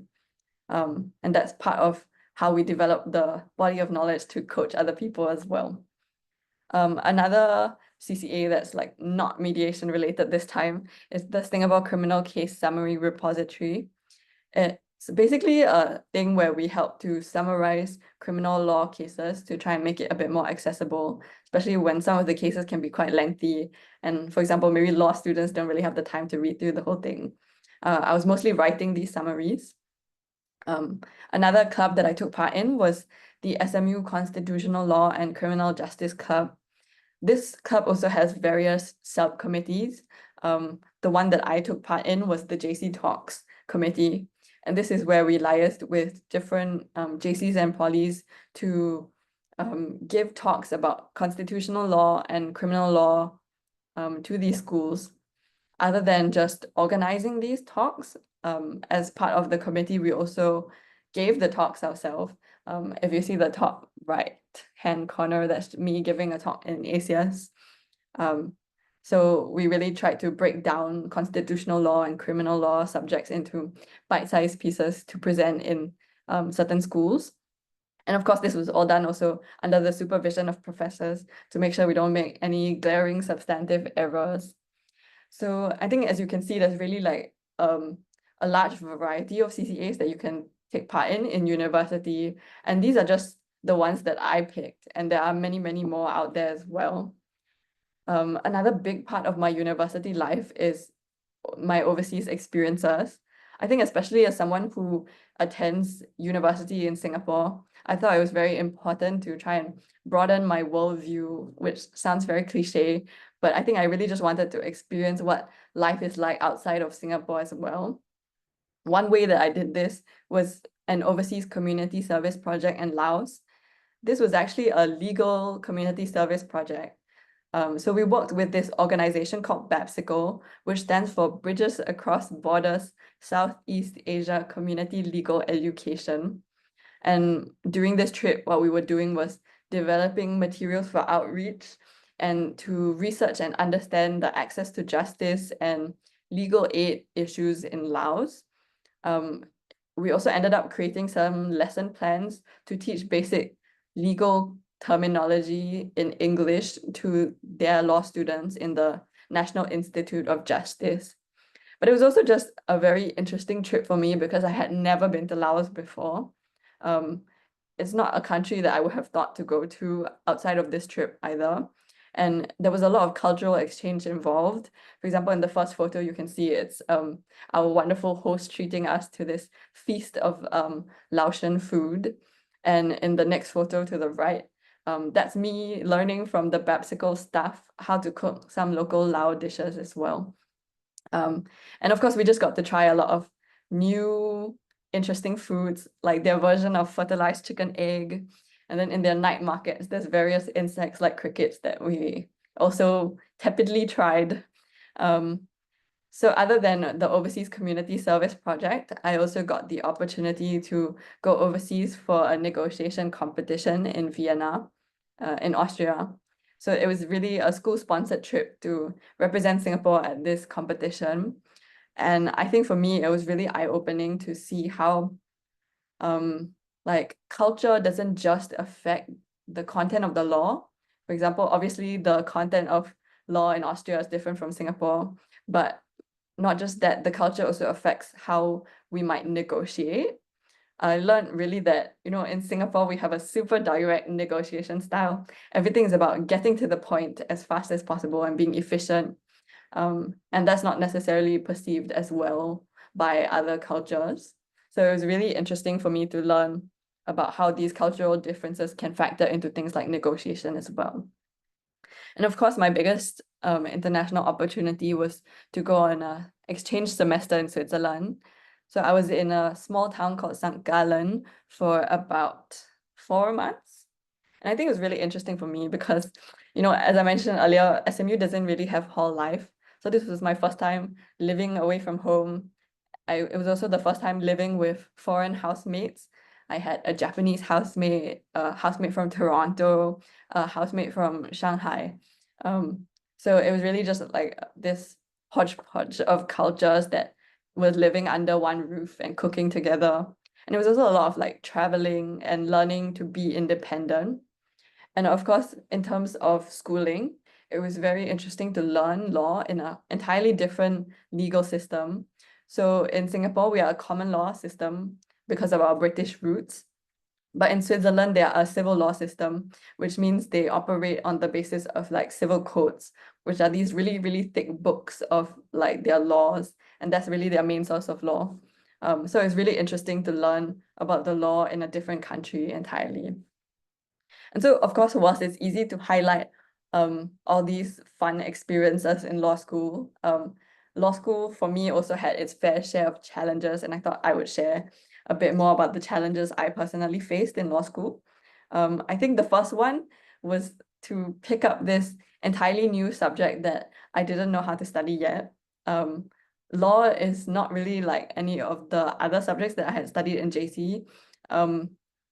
I couldn't do the very Singaporean thing of spamming practice papers anymore. Unlike math, you don't really get concrete numerical answers at the end of the day. And instead, we had to learn how to do pages and pages of reading instead and to learn the law from that. So my way of learning to cope with this over law school was firstly figuring out a time management method that really works for myself. I think this was particularly important given how time-consuming Dragon Boat was. And for me, what this looked like was to do some sort of time blocking or like reserving certain hours to do certain tasks. I think this allowed me to plan my time more efficiently, but it also limited the time that I would use to work on something. So for example, in law, if they give you a research paper, and you don't set a scope for yourself, you can really be thinking about it for a very long time. But by setting myself a 3-hour block, for example, to come up with my research points, that really gave me a time limit and helped me to manage my time better. Over law school, you also learn how to read cases more efficiently. For example, starting from the holding or like the conclusion of the case. But I also learned that like learning more efficiently doesn't necessarily mean the easy way out. By relying on seniors' notes, or for example, by relying on the head notes of a case, which is like the summary of the case at the top, you really shortchange yourself of your own learning, because you're relying on these tools that are written by other people. I think over time, I learned to be a bit more efficient with reading. I learned to read the full case and gain the knowledge for myself, or to figure out the reasoning of the judge by myself. And I found that really helped me in not just being more efficient over time, but also to make sure that I'm consolidating my own learning, which was very useful in exam times as well. Another struggle that I faced in law school was really just with some sort of like self-confidence and comparing myself to other people in law school. It's so easy to open LinkedIn and see how everyone is doing such amazing things, and it's really, really hard not to like compare and feel like you're not doing enough. But I think like over the course of law school, what I really learned was that it's okay to go on your own path. I knew a lot of people in law school, for example, that knew what they wanted to do from the start. And what this meant for them was that they could tailor all their co-curricular activities and internship experiences towards the role that they wanted. But there are also people like me who didn't really know what I wanted to do when I entered law school, and that's okay. So I really spent my internship experiences trying to explore around instead of like being super targeted. For example, I did an in-house internship, which means working in the legal department of a non-law company. I also did another internship that was completely not law related. I went to a bank and tried to do a marketing job instead. I also interned at various sizes of law firms and even the Ministry of Law. And I think for that exploration really helped me to solidify what I wanted to do in the future. And of course, this is still subject to change. There's a lot more to experience out there, but I found that it's okay to go on your own path and to really explore what you want and to figure that out for yourself. And the other thing I learned was that, most people are equally focused on themselves, and that means that basically no one is judging you for what they're doing because they're focused on themselves.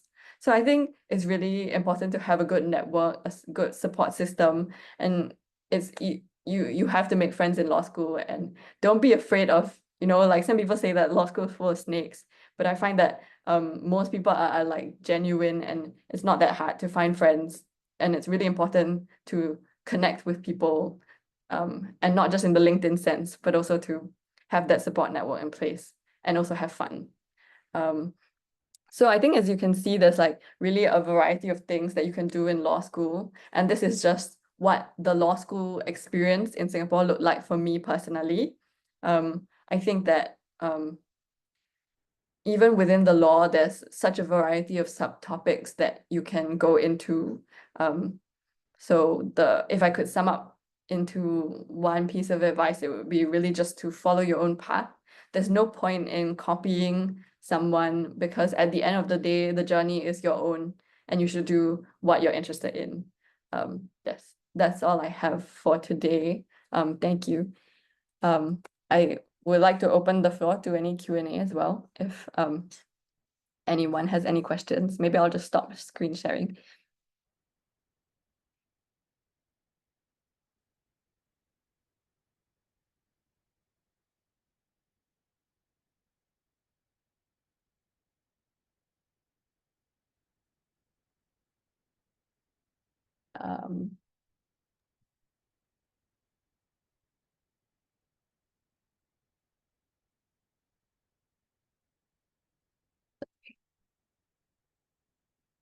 I think Ruben has a question in chat. Yes, sorry, I was trying to open my chat. Give me a second. Oh, what's the general schedule of SMU Law? I think that this really depends a lot on what year of law school you're in. In the earlier years, at least for SMUs, we have a lot of pre-assigned modules, which means you have less control over your schedule and you have more of the core modules, things like contract law, criminal law that you have to go for. And what that would look like for me is maybe like 3 or 4 days of classes of 1 or 2 3-hour blocks of classes. I think in my later years, because you're picking your own electives, and that means picking also the subject and time for your classes, I could squeeze it into 2 or 3 days of classes, of 2 to 3 classes on each day.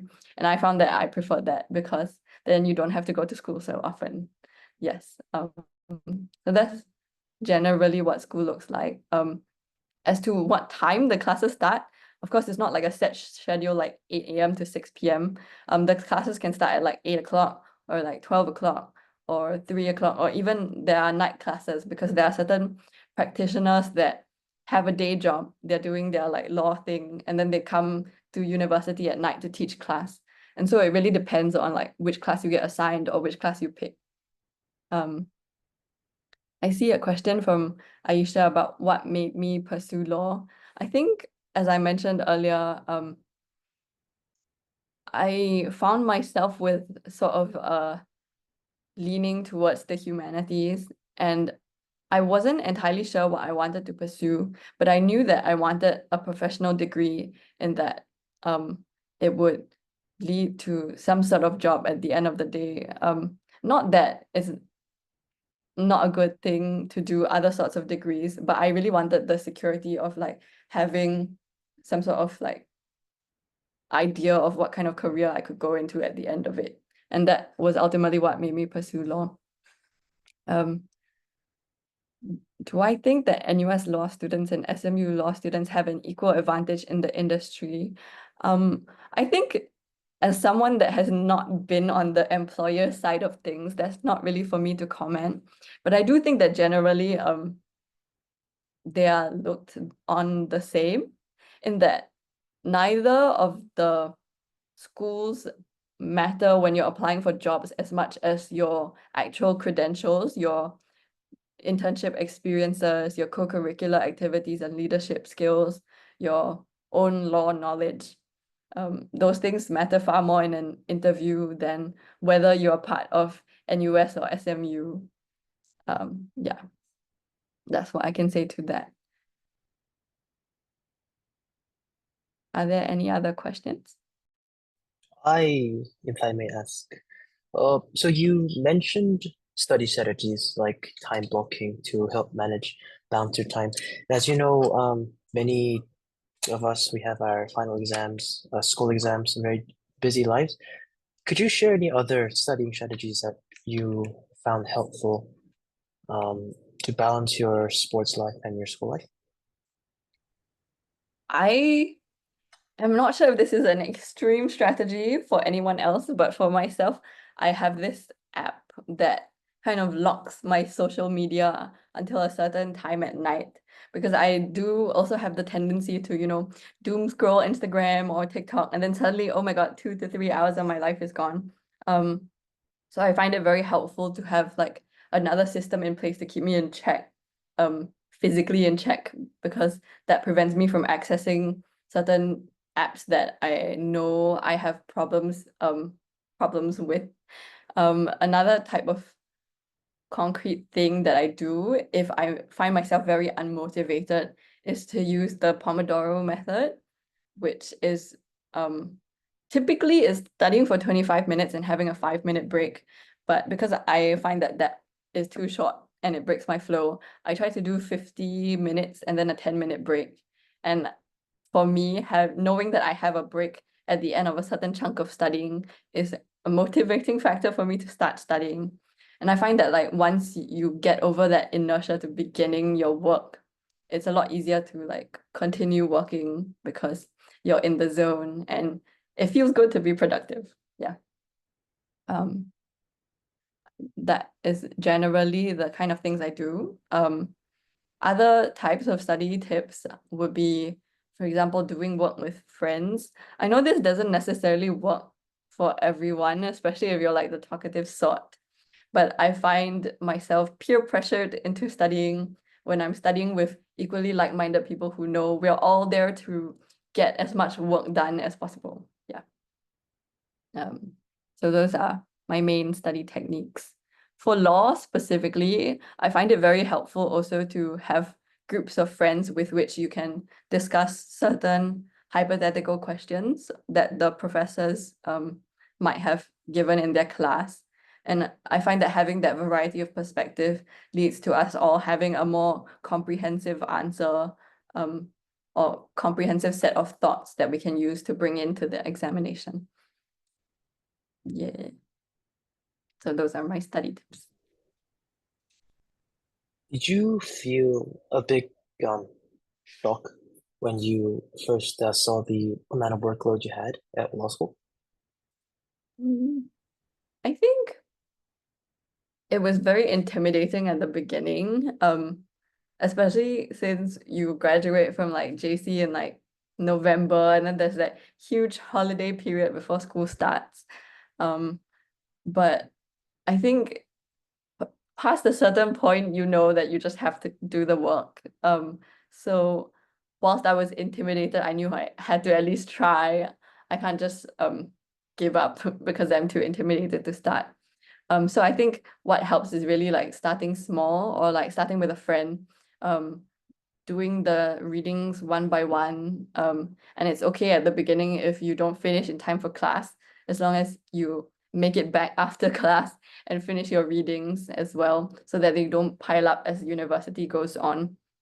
In terms of like being intimidated by large amounts of work, I think a lot of people feel, and me too sometimes, that paralysis of like not knowing where to start. But university, at least in the earlier years especially, the professors are quite helpful in their reading lists, which really break down the topic as to like where to look for what thing to study for this topic, which was very, very helpful because it broke it down into parts. And it also meant that I could do my homework in parts instead of doing the whole thing at once, which is quite intimidating. Another way of breaking it down is to, for example, together with the Pomodoro technique that I mentioned earlier, is to give yourself that 50 minutes to try doing a task first and to see where it goes. For example, for research papers, I think for a first draft, I really had to learn that, you know, the point of a first draft is to get something out, and it's not to get the perfect product out. And the aim is to just try, because you can always like go back and edit and go back and polish, but you need to have something to edit to begin with. So I think it's really just do. You just have to do. Yeah. Q. Any other questions?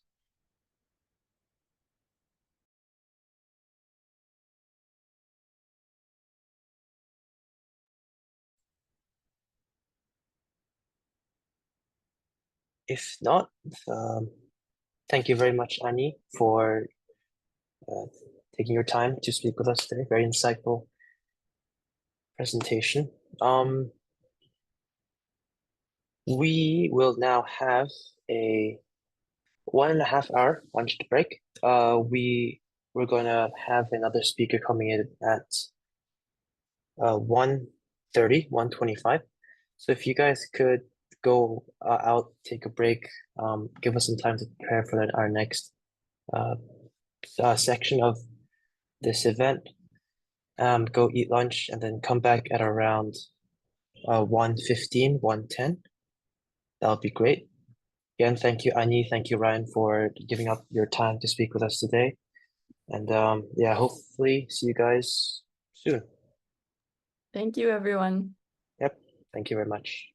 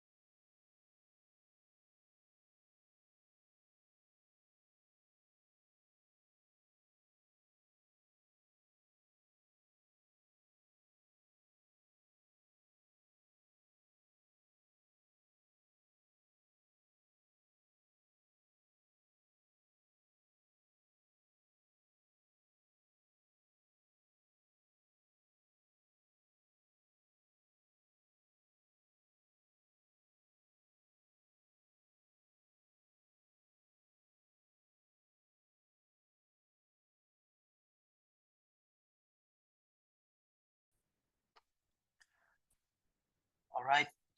Hello, welcome back. I hope you guys are all back from your lunch. Hope you guys had a good lunchtime. We'll be continuing on with our next speaker, Mr. Sudheesan. As I mentioned previously, he's the head of criminal law at Quahe, Wu and Palmer, and I'm sure he's going to have a lot of insightful things for us. So please welcome him, Mr. Sudheesan. Hi, After you. everybody. Turn on your videos if you can, and we can have a more interactive session. First, I'm a criminal lawyer. I am the current vice president of the Association of Criminal Lawyers in Singapore. I used to be the president of the association for 8 years. Then I got kicked out. Anyway, I grew up with a very famous uncle. His name is Subhasanandan, and some of you who are interested in law or criminal law may be interested in reading his 2 books, The Best I Could and It's Easy to Cry. So basically, I grew up with all those stories, and that's why I gravitated towards law in general and criminal law specifically, because, well, I suppose growing up with the legends of fighting for the underdogs and all that really stuck with me. So that's why I went into criminal law. Criminal law, for me specifically, is criminal defense. And criminal defense basically means helping accused persons negotiate the criminal justice system. This means either helping them get not guilty verdicts, or more often than not, my work is helping people get fair sentences when it comes to the sentencing process. Okay, so the areas of criminal law are varied. It starts from simple traffic offenses all the way to murder cases, whereby the death penalty can be imposed. It also covers corporate crime. So, for example, corruption, cheating offenses. You've seen recently the billion-dollar money laundering cases involving those individuals from China. So we handle all those kind of cases. Now, talking specifically about the role of criminal lawyers in society, we make sure that all get a fair shot. So you're talking about an individual versus the state in terms of criminal prosecution. You are therefore talking about a difference in resources. The state has the entire police force behind them. The individual has a bunch of lawyers, a bunch of potential forensic experts, and then we go to court and we fight things out. So if you don't have a lawyer, I think you are going into battle without tanks, for example, to give a very simple example. And so we are there to make sure that it's a fair fight. Let's see what else. Criminal lawyers, well, we all don't start off as criminal lawyers. We start off as law graduates, right? And a bunch of us go to the prosecution and join the Attorney General's chambers. I consider that as well, but I didn't do well enough in school. That's why I went to private defense, thankfully. And prosecutors fulfill an important function in society as well. They make sure people who deserve punishment get punishment. Okay, they don't do things for the sake of winning. They do things which they deem to be fair. Okay.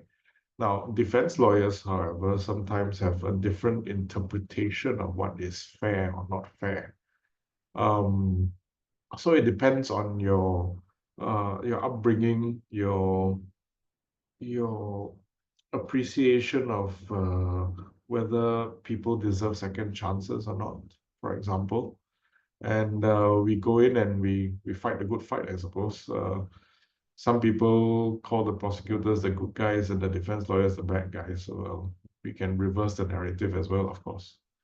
But eventually, I mean, Shakespeare said you battle as adversaries, but you dine as friends. And I have pretty good friends who are prosecutors, so I don't blame them for doing their job.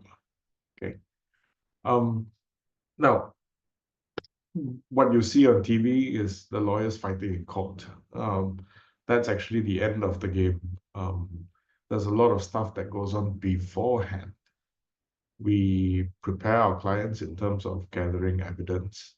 We prepare our clients in terms of what they are to say in court or not.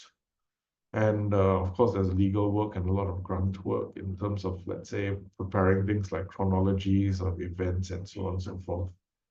So the stuff you see on the TV or the stuff that you read in the papers, those are the sexy things, I suppose, whereby it's a combination of months of work coming to fruition when you finally get a verdict in a matter, for example.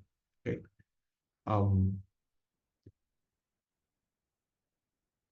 We also get involved heavily in plea bargaining.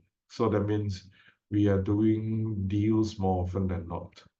And that basically means you sit down with the prosecutors, sometimes over coffee, sometimes in a stuffy office, and you trash things out. You talk about what you believe to be a fair outcome in the matter, and you tell the prosecution that that is your understanding of things, and they will see what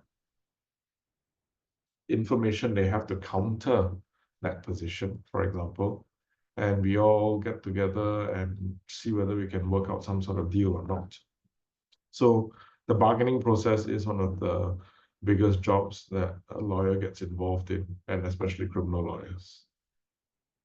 Okay, so in terms of the criminal justice process, you have the initial stage, which involves investigations. After investigations, you have a charge in the state courts, and thereafter you go to trial or you go to a PG hearing. A PG hearing is a plea of guilt hearing, and that happens either in the state courts or in the high court, depending on the severity of the crime. Okay. Now, once a verdict has been given by either court, lawyers are also involved in the appeal process. So the appeal process necessarily involves going to a superior court and asking the more senior judges to relook the matter at hand. I'll give you a very simple example. Recently, I represented that the young boy who was involved in the River Valley case. Unfortunately, he killed one of his schoolmates, and then he was hoping that the police would come in and shoot him and kill him. So it was a poorly conceived psychiatric driven plan for suicide. And he got sentenced to 16 years in the High Court. We filed an appeal, but after hours of argument, the Court of Appeal unfortunately disagreed with our arguments and maintained the sentence of 16 years. I was quite heartbroken about it, but well, that's the life of the criminal lawyer. So now we can talk about the situation whereby you balance rights and punishment levels available. I tend to think that I'm more of a bleeding heart, which means I tend to favor more enlightened, gentler sentences as opposed to tougher sentences. That means punishment should be for the purposes of just getting the bare minimum done, in my opinion. And more often, we should focus on the rehabilitative aspects of punishment to allow accused persons to reintegrate into society. Okay, and it's a tough job because you're going against a whole host of people who sometimes want a pound of flesh. Okay, so it depends on what you learn in school, your interactions with your peers and all that, and you can decide which side of the equation you want to lie on, depending on what motivates you. Okay, so let's see what happens. And I just want to know how many of you right now are interested in doing law, maybe. So guys, time to turn on your videos and raise your hands or use the raise hand function. Okay. And the usual thing is once I get the suckers who raise their hands to say that they're interested in the law is to persuade them against joining the law because it's heartbreaking work sometimes. But it's also very gratifying when you succeed in getting the outcome you think is fair. So if you are interested in fighting the good fight, then criminal law may be for you. Let me just deal with this very quick question. Was my life ever in danger? Only by virtue of overeating or over drinking, I suppose, but otherwise, most of my clients kind of like me. They didn't put me in any danger. The converse, no victims or victims' families ever gave me any death threats or anything like that. I think they appreciate how lawyers are doing their job, right? But a long time ago, my uncle in the 70s, I think he received a bullet in the mail. So maybe that was but his life wasn't in danger, but that was a death threat maybe. Natalie's question is mental health. I think we find our own ways to cope. I actually represent a few lawyers who get into trouble because of depression. Then they go into silly things like shoplift and stuff like that, right? Or even there are doctors out there who go and film upskirt photos of nurses and stuff like that. So mental health issues are getting more and more prevalent, as in the law especially. The Attorney General's Chambers has started a mental health unit to go and give counseling to their TPPs who handle death penalty cases. Because you can imagine for many prosecutors, handling death penalty cases can be quite taxing mentally. So I would say criminal lawyers, well, we eat and drink a lot, so that helps us. And we're a band of brothers and sisters who fight the good fight together. So you always obtain, sort of comfort in knowing that people are suffering together with you. My most memorable case is, if you read Subhasa's book, there is the case that in The Best I Could, the case of Tok Leng Hao. And we have spoken a lot about it in various forms. You can check Inside Crime Scene, that's found on Netflix actually now, or MeWatch. And we talk about that case whereby this guy allegedly killed this 8-year-old kid in the Pasir Panjang market and packed and disposed the body in Labrador Park. Now, I was a junior lawyer then, first year actually, and I was helping Subhas with the case. And we fought it all the way up to the Court of Appeal, but we lost sort of 2-1, which is extremely rare. But still, it was extremely heartbreaking for all of us. So that still sticks with me because, you know, it's your first real heartbreak, if you would. Advice to students, Ridhima, I would say get a good grasp of English. You unfortunately need to use English a lot. And then those of you with second language expertise in Mandarin or Malay or Arabic, for example, you know, that can help you depending on which markets you want to go into. So linguistic skills, number one. Number two, you need to do the conventional route is, you know, you get your A levels and then you go to law school. Usually NUS Law, SMU Law, and now there's a third law school. So that's the conventional route. I would say it's a preferred route because you stay together as a cohort and you make friends along the way, and these friends will help you throughout your life in practice. Okay, that's conventional. The alternative routes are some people go to prep school in England and then jump to an English law school. Some people go to Polytechnic. After Polytechnic, the law and management course, I think, in Temasek Poly, and the top 5% can qualify for NUS Law. Okay, so that's those are the usual routes out there. Work-life balance, Aisha, yes. The more senior you get, the better at the work you're supposed to become. So I can pick up things at a quicker rate now. That comes with experience. And it also helps good juniors with me to do all the grunt work. So if you ask me to do a first draft of arguments now, I won't be able to do it. I'm very good at editing now, but not so good at drafting. Okay. So Ivis, you know,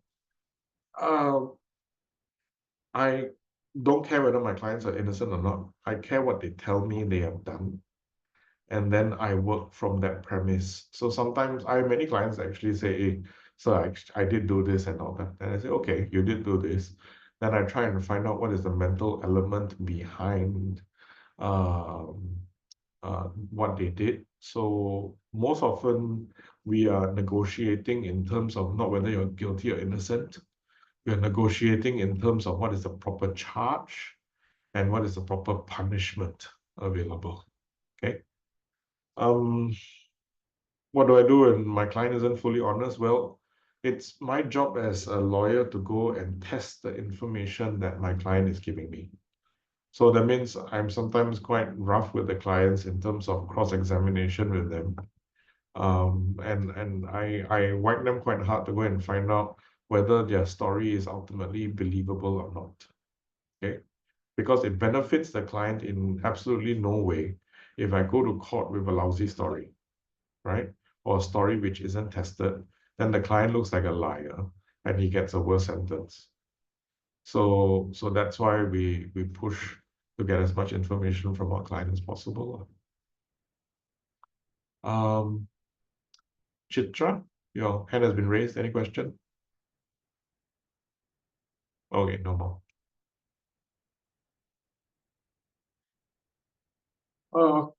Courtroom drama, well, the best way to find out is apply for internship.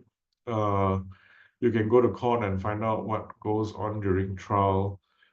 Right now, everybody is talking about the Pritam Singh trial and all that, whereby prosecution witnesses are going up, they're giving their version of events, and then defense lawyers are cross-examining the witnesses. So that's pretty typical of what happens in trial. What you don't see very often, and this came out a bit in the Pritam Singh trial, was the fighting as to whether evidence is admissible or not. So that's very technical and legal in nature, as opposed to determining what facts took place. IBIS, yes, I have. Because I tell them that, it doesn't matter whether I believe you or not. The question is what the judge will believe. And sometimes even reasonable stories I tell my clients, the judge won't accept because, I'm bitter and cynical about the justice system and all that. So that's why I sometimes push my clients to accept plea deals. Quite often, actually. Let's see what else to talk to you guys about.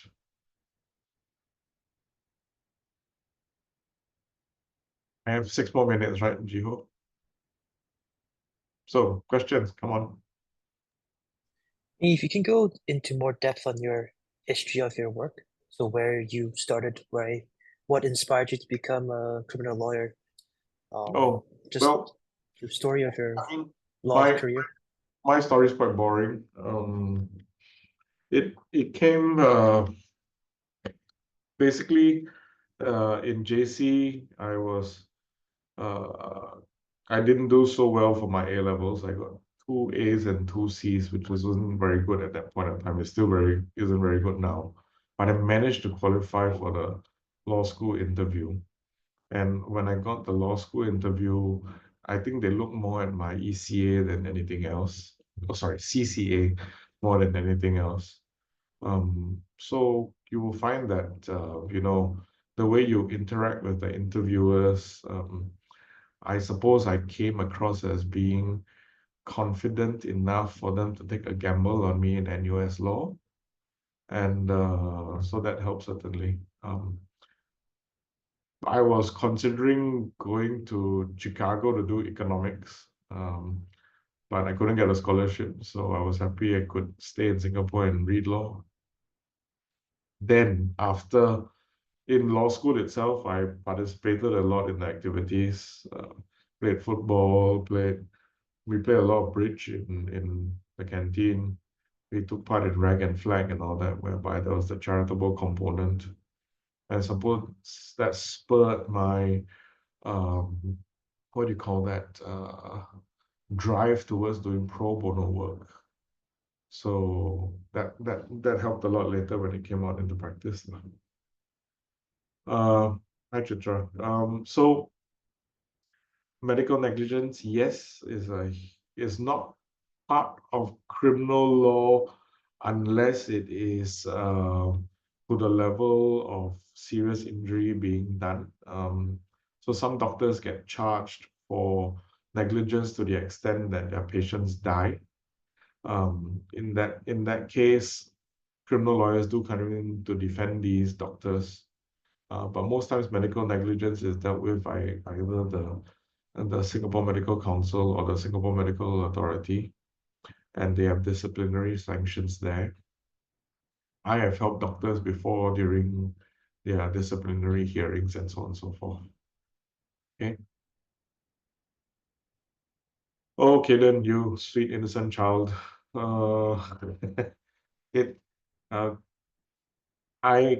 the law is that a person is innocent until proven guilty.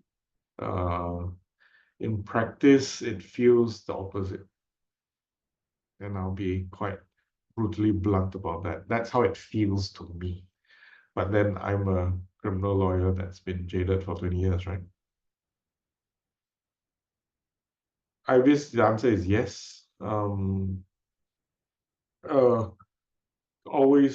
You must always have friends in AGC because they must appreciate that you're an honest broker. And if they do, they will help you wherever they can.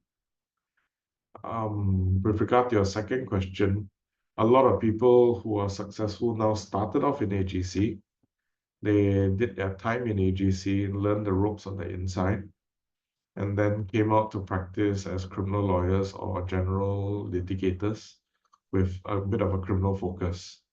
So many of them have done well. A number of them are senior counsel now.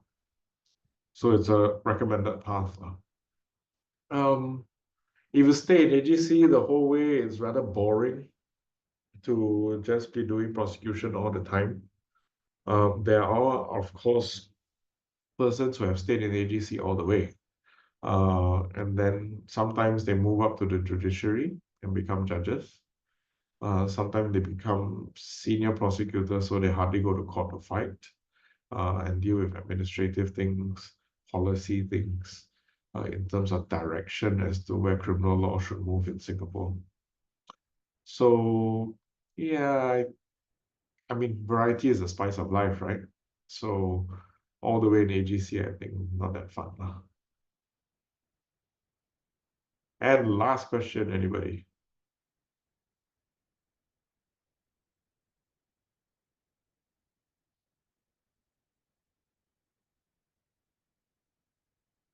If not, I think that was not bad. No, office politics will affect everybody's career at every point of time. Just like, I mean, inter-class or intra-class politics, right? There'll always be, so just be an honest guy, be an honest broker, be a straight shooter, and people remember how you make them feel, right? So even if you need to be tough, if you're tough to everybody, everybody respects you. So build respect. That will help you in school, in university, and in your work. Okay? Thank you, Mr. Sudheesan. Oh, never mind. One more question. Okay, Nat. What do you mean by discrimination?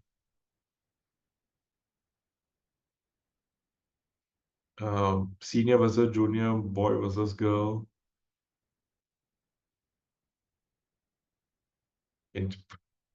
That's not. I need specifics. There was an old saying that you need to be Indian and male in order to become a criminal lawyer. But that has faded over the years. There are many female Chinese out there doing criminal law now. There are many female Chinese DPPs, actually, deputy public prosecutors on the prosecution side. And some of them are quite vicious, actually, and scary. So I don't think it's that big a deal in terms of the way practice has been developing over the years. So, yeah, and so, I mean, yeah, I don't think it's a big deal anymore. It's all about merit and your ability to tank. Okay. Thank you, Mr. Sudheesan, for joining us. Thank you for taking your time. Any more last questions before we move on? Okay. All right, guys. Thank you very much. You. Bye. Thank you.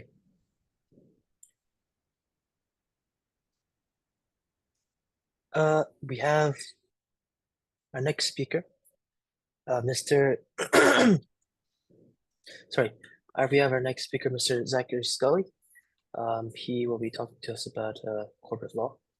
So if you can go ahead, please, Mr. Scully. Thanks, Jeho. Hi, good afternoon, everybody. My name is Zachary Scully, and I'm a practicing lawyer. Currently, I'm a partner with RHTLaw in Singapore. I'm also a partner with Nakis and Partners, which is a law firm based in Kuala Lumpur, Malaysia. By way of background, I'm actually triple qualified. I've got practicing certificate for Malaysia, Singapore, and Australia. However, predominantly I'm a corporate lawyer, and most of my practice now entails cross-border transactions between Malaysia and Singapore. Yeah. So today I'll just give you an overview about what's it like to be a corporate lawyer and see whether this might interest some of you to, take up this profession, as you embark upon your career. What's it like, basically? I chose corporate law because I find a development within my career. I actually started off as a disputes lawyer, and I did some arbitration work, and I went in-house with a local oil and gas company in Malaysia. It was a public listed oil and gas sector. And it was in this role which I got a liking, developed liking towards corporate law. I got exposed to what is it like to do big transactions. As you know, oil and gas contracts can be quite substantial in nature. I was involved in contract negotiations, drafting, review of board minutes, conduct of board minutes, and I actually saw the commercial aspects about running a corporation. Before that, I was quite legalistic in the sense that, we hold true to the strength of the letter of the law, applying the legal principles, especially so when you're doing disputes, you try to represent the client, and, you interpret the contract, you review your case laws and, try to apply it and, try to convince the judge to actually rule in your favor. So it was actually in this role which I decided, try corporate law, and I quite liked it. As a corporate lawyer, besides deal making, right, you're actually representing the client to navigate the legal terrain by taking instructions. If you're representing a big company, it usually comes on a board, right? You need to represent the board. Make sure that you're protecting the best interests of the company all the time, and you're actually negotiating commercial terms predominantly, and trying to make the deal work for your client, and also trying to negotiate the best position against the counterparty. Yeah, so there are actually competing interests at stake most of the time. But however, as a corporate lawyer, generally negotiating, structuring agreements, as I mentioned, right? The focus on commercial terms, and you look at ensuring that whatever you actually put into the commercial agreements, right, is capable of legal redress in case something happens in the future, and you need to enforce the rights of your client. And in doing so, we have to make sure that you use clear, concise language, ensure that the terms of the contract is basically workable in the first place, right? And not try to be a hero by putting in terms which is not going to work in the first place. There are actually different types of corporate lawyers out there. I do M&A, mergers and acquisition, but there are also other corporate lawyers who do general corporate transactions and agreements. This will be your shareholders agreements, agreements for, maybe a supply contract, a trade contract, buying and selling, joint venture agreements, for example. Yeah. They also have IP lawyers, intellectual property lawyers, who will take care of the things like trademark, copyright, patent disputes, things like that. There are also corporate lawyers who deal with banking and finance, for example. Yeah, this would be your loans that you, as a consumer, you probably, one of the most common loans, probably a housing loan. Yeah, you take up as you represent a company, they'll be looking at further term financing, trade agreements, to purchase a large asset, rights issues, things like that. Different forms of raising finance, equity finance or debt financing, basically. So overall, that is basically a very nutshell about what is corporate law all about, right? So now we've turned to the role of corporate lawyers in business. Basically, why does a business need a corporate lawyer in the first place? So generally, one of the main things all lawyers do is basically to advise on the law, right? So as a corporate lawyer, you'll be advising on the business aspect of the law, right? From the time about how you actually structure the deal, right? You take instructions from your client, understand what the client requires, and then how you're going to, the best way to help the client, basically, how you're going to structure the deal. It could be, you know, investments, it could be a sale, it could be a merger and acquisition, you know, trying to acquire another company so that the business in general as a whole, the company will grow either within the territory or even overseas if they're embarking on a journey overseas. Basically, in advising all this, right, we have to ensure that the agreements are clear and legally enforceable, as what I mentioned earlier. Once you've taken instructions, you know what the client wants, then it's time to actually draft or review the contracts, depending whether you are the person drafting, or you be the person who'll be reviewing the contract on your client's behalf. Usually, if you would want to draft the contract, depending on whether you're actually performing a sale or a purchase, right? You hold the pen, so to speak, to draft the contract. And it's in this contract where you actually put in all the important aspects of the transaction, commercial terms such as purchase price. That's the most important, yeah.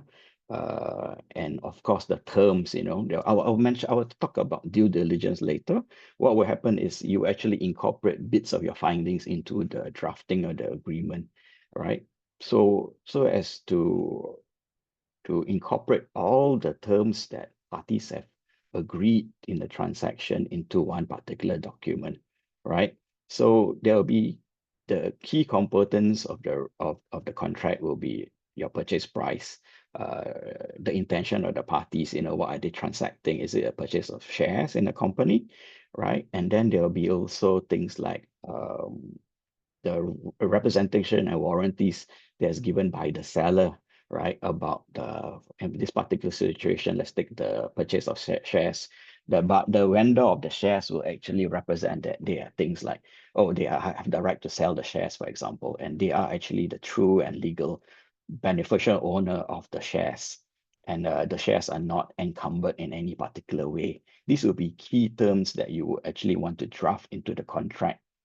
Moving on, then you also want to incorporate things like what is the process for completion of the transaction. You know, if it's a company, you want to make sure that the company is authorized to purchase the shares, and that the vendor is authorized to sell the shares, you know, of the person, well, or the shareholder. They've given the consent, basically.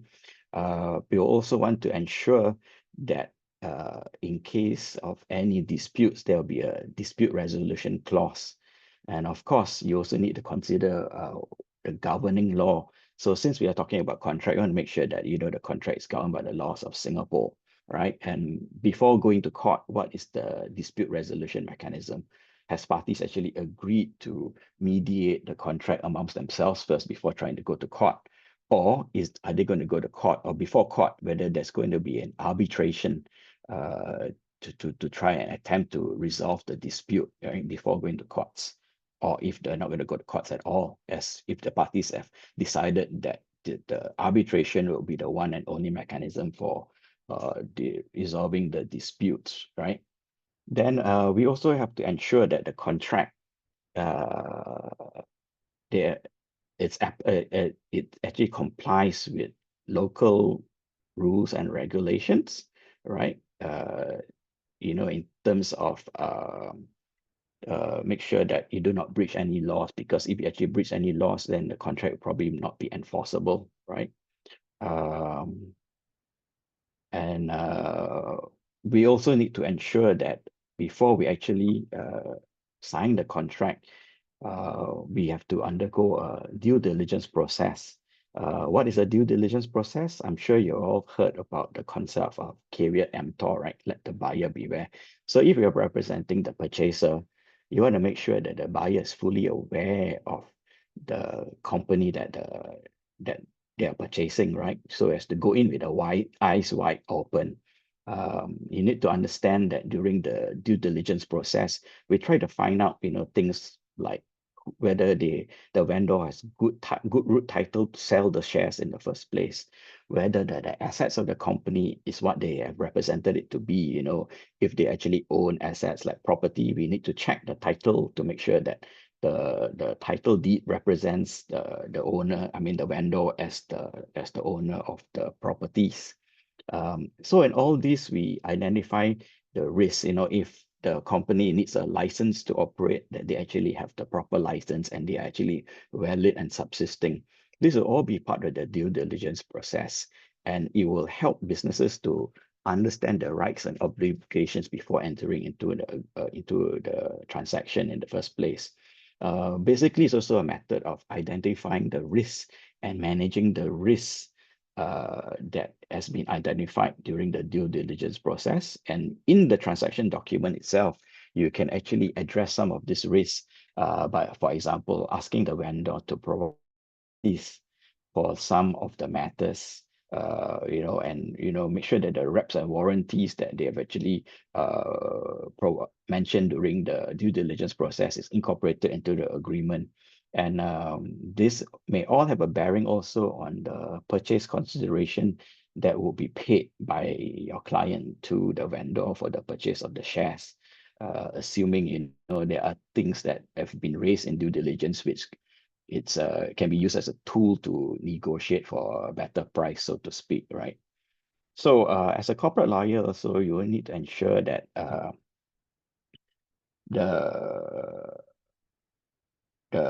local laws, I mentioned local laws already, right? So you just have to make sure that you're aware that if you are representing the client in a cross-border transaction, for example, so we know the laws in Singapore, but take for example, there's a cross-border transaction.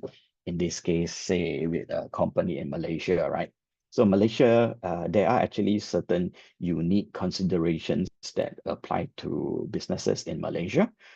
As a Singapore lawyer, you may not be aware. What you need to do is actually seek local counsel's assistance on certain aspects of the law. For example, there are actually restrictions on foreign asset ownership or of assets in Malaysia, depending on the category, in a company. Certain manufacturing sectors, there will actually certain sectors, not just manufacturing. I think it's also education space. There are actually restrictions as to foreign requirements. There is a formula. You need to at least have 70% local Malaysian participation and maybe only 30% foreign participation. And even within the local participation, they might actually need a Bumiputra requirement. Bumiputra requirement basically is a means to protect the ethnic minority, usually Malays, in the country, right? To give them special rights, especially in certain industries.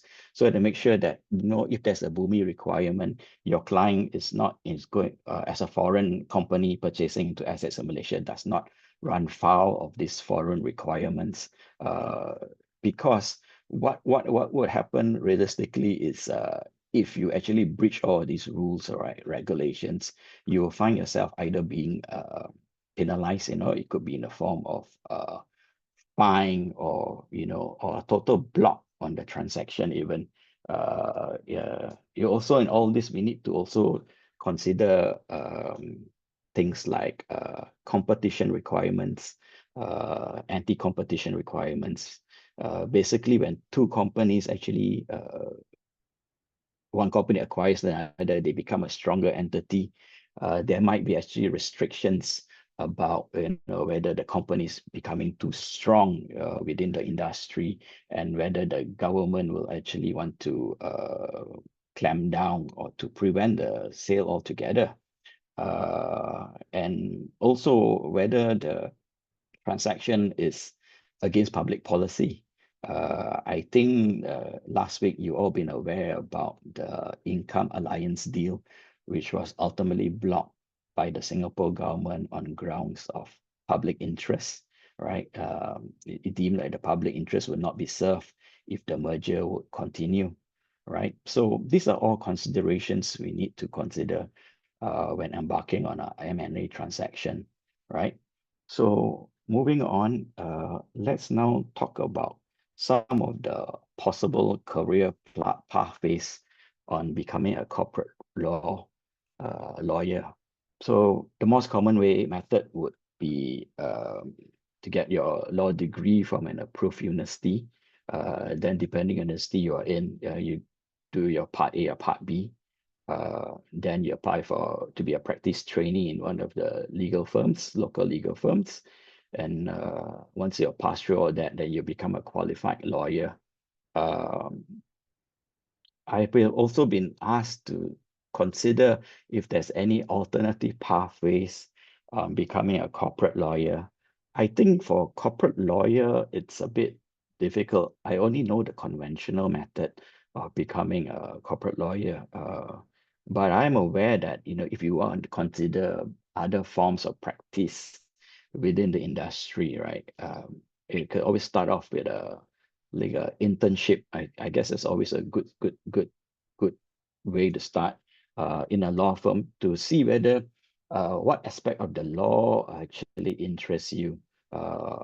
If you apply to be an intern in a general practice law firm, you'll be exposed to various aspects of the practice, like conveyancing, criminal, if the firm does criminal, corporate commercial, and of course also dispute resolution. That way you can see which sector actually piques your interest more, right?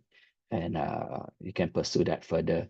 Beyond that, if you're not going to conventional method, you can always take up employment in the firm and maybe join as a legal clerk and pick up experience as you go along. Ultimately, you might be confident enough to pursue a legal diploma. And some people actually just stay at that stage for many years. And I've in my firm, we also have legal managers. They do not have a legal degree, but they are actually assisting lawyers to do a wide aspect of the legal work, from performing research, maybe even searching up some aspects of the opinion, or even doing a first cut of the opinion for the lawyers to review and improve on before it goes to the client. So you can actually arguably say that they're actually doing work as a lawyer, but it's just that they can't practice as such because the rules don't allow them to practice unless they are actually legally qualified as a qualified lawyer under the Legal Profession Act. So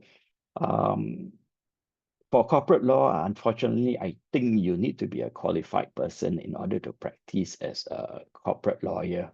And if anybody knows any other method, I'm happy to hear you out, and see what whether it's possible in that pathway. I think beyond that, I'm not sure whether I think we have just a few minutes more. Maybe we should go to the questions and answer session right now. Anybody has any questions for me? Please feel free to put it out. I have a question here.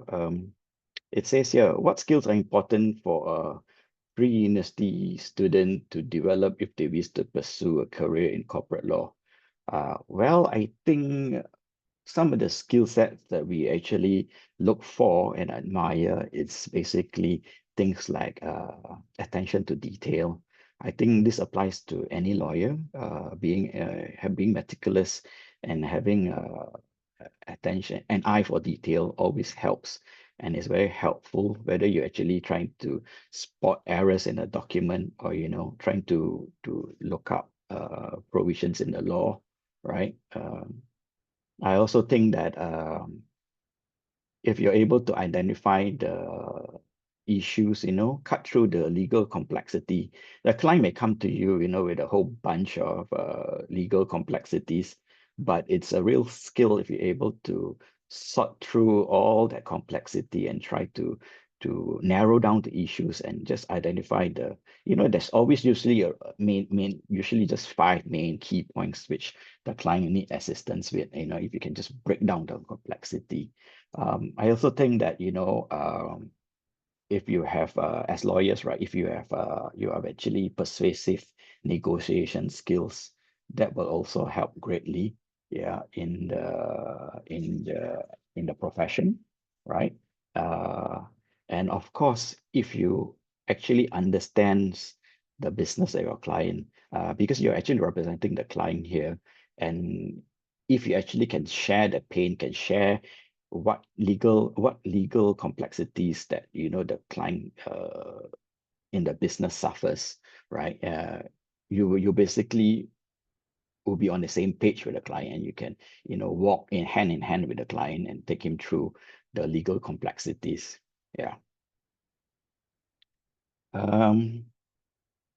Any other questions? I think we have some questions in our chat. Oh, okay.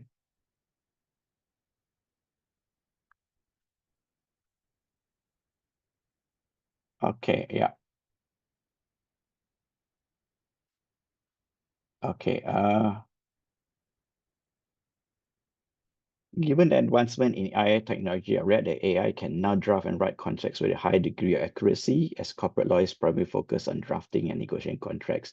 Do you think developing AI in this area poses a significant threat to job security for upcoming corporate lawyers, or will it actually be beneficial for them? However, it will be harder for corporate lawyers to get jobs? Well, it's a good question. But we have actually toyed around in RHT, we actually toyed around with the use of AI and whether this could actually help lawyers or actually be a threat to lawyers.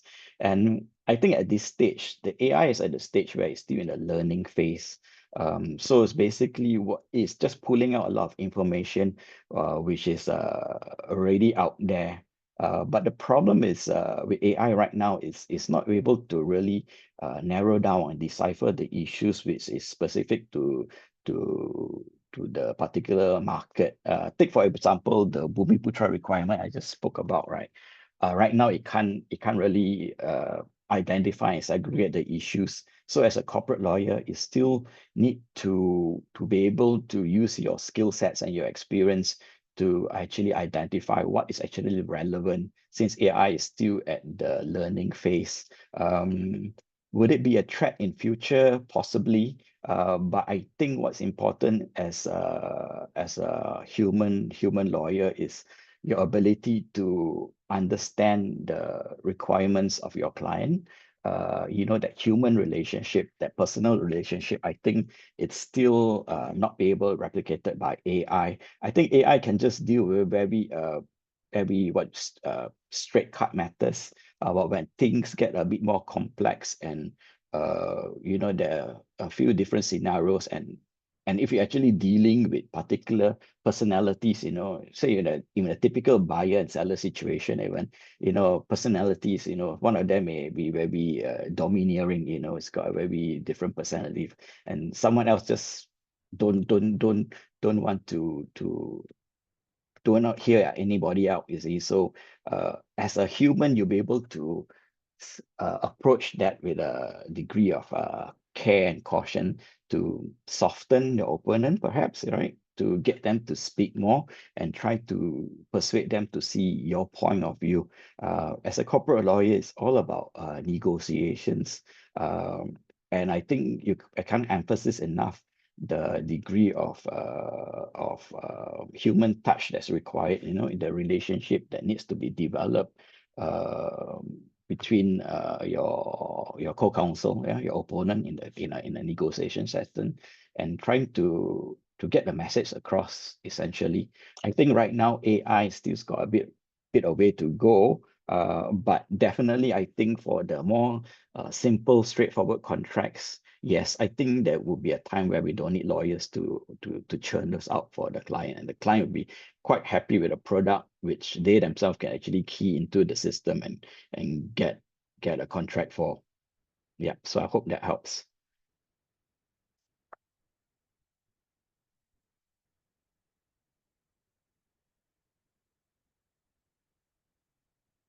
Any other questions? Otherwise, maybe we'll just end it here. Time now is almost 2:20, I guess. Yeah. There's two more Okay. questions in the chat, actually. Okay, what are some of the 3 more questions? Okay, let's deal with it. What are some of the biggest challenges you face at your work, and how do you navigate them? Okay, right now, coming from my level, where I'm a partner of a law firm, I find that the biggest challenge is resources. Resources in terms of associates. We find that associates these days tend not to stay beyond 2 years with any particular firm. They like to move about, I guess. So, and whenever they move about, right, there's a gap that needs to be filled, and then finding talent to actually pick up and continue with the work, it's always a task. You have to brief that associate all over again, and this takes time and effort, basically.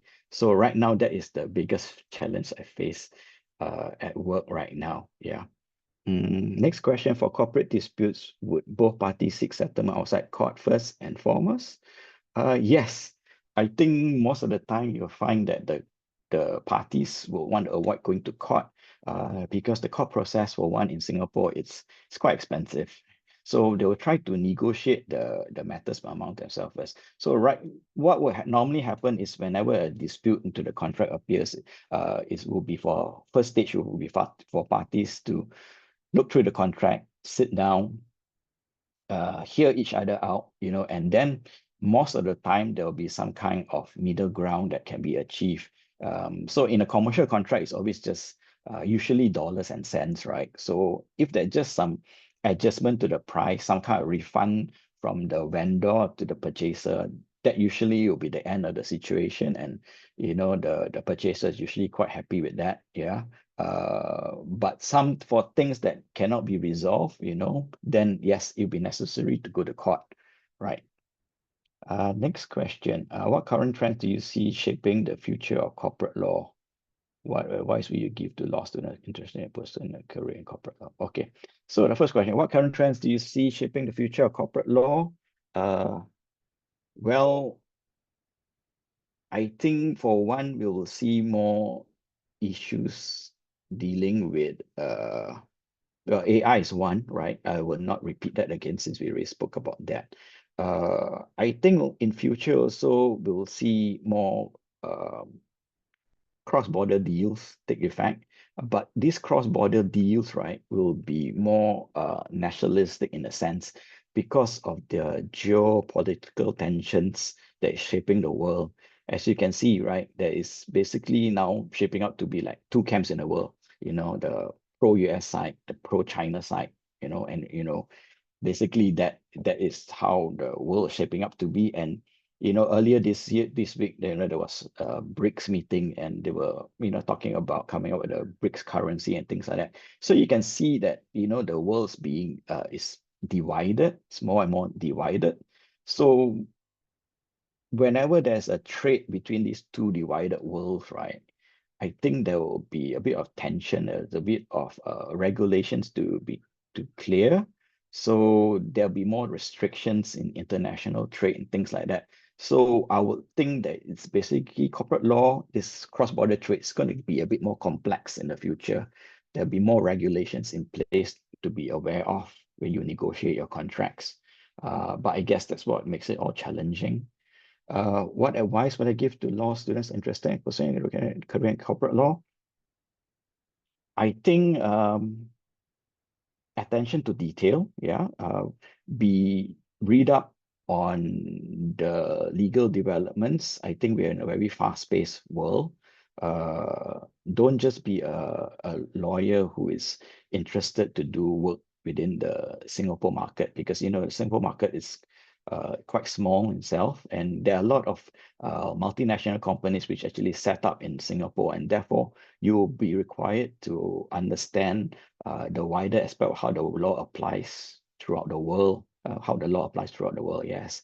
So like I said, international trade, regulations, privacy laws, competition law, too many things to talk about at this session, but all this will be very relevant if you want to be a all-round corporate lawyer. That's all I'll say. Yeah.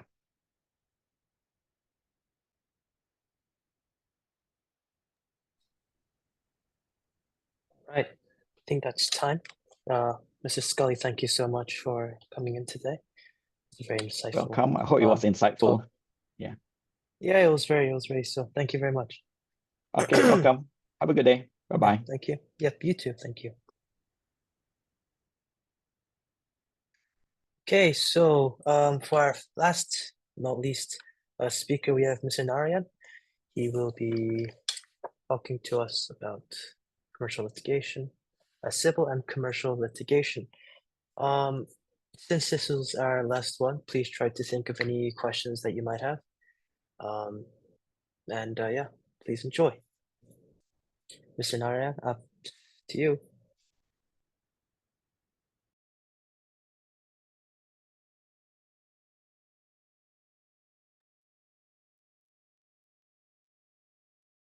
You need to turn on my camera, please.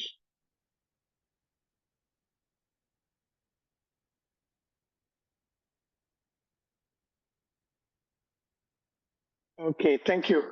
Good afternoon, guys. Being the last speaker is always not easy.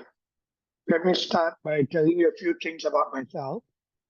I think I'm the oldest lawyer you'll see today. My eldest son's wife is a lawyer. My second son is a lawyer. My third child is my daughter. She's in second year SMU Law. I didn't encourage any of them to do law. My daughter-in-law, of course, had already done it before she got married. Come 1st December, I finished 39 years as a member of the profession. I do litigation work. I started in 1985 as a legal service officer in the government. I went to private practice in 1990, where I was number 4 of a 4-man law firm. And that firm grew up to 16 lawyers by 2001. We then combined with another law firm. We grew to 45 lawyers by 2019, and I was the managing partner. In 2019, my firm combined with an American international firm, K&L Gates. So we became K&L Gates States, and I was the Singapore managing partner until 1st August. I decided I didn't want to do any more management. I wanted to focus on my work and train young lawyers. So I set up a small outfit called Sreenivasan Chambers, which is where I am now. So that's my very brief history. I was doing disputes work from the onset. I did everything: criminal, civil, arbitration, disciplinary panels, mediations, whatever came through the door and paid the bills.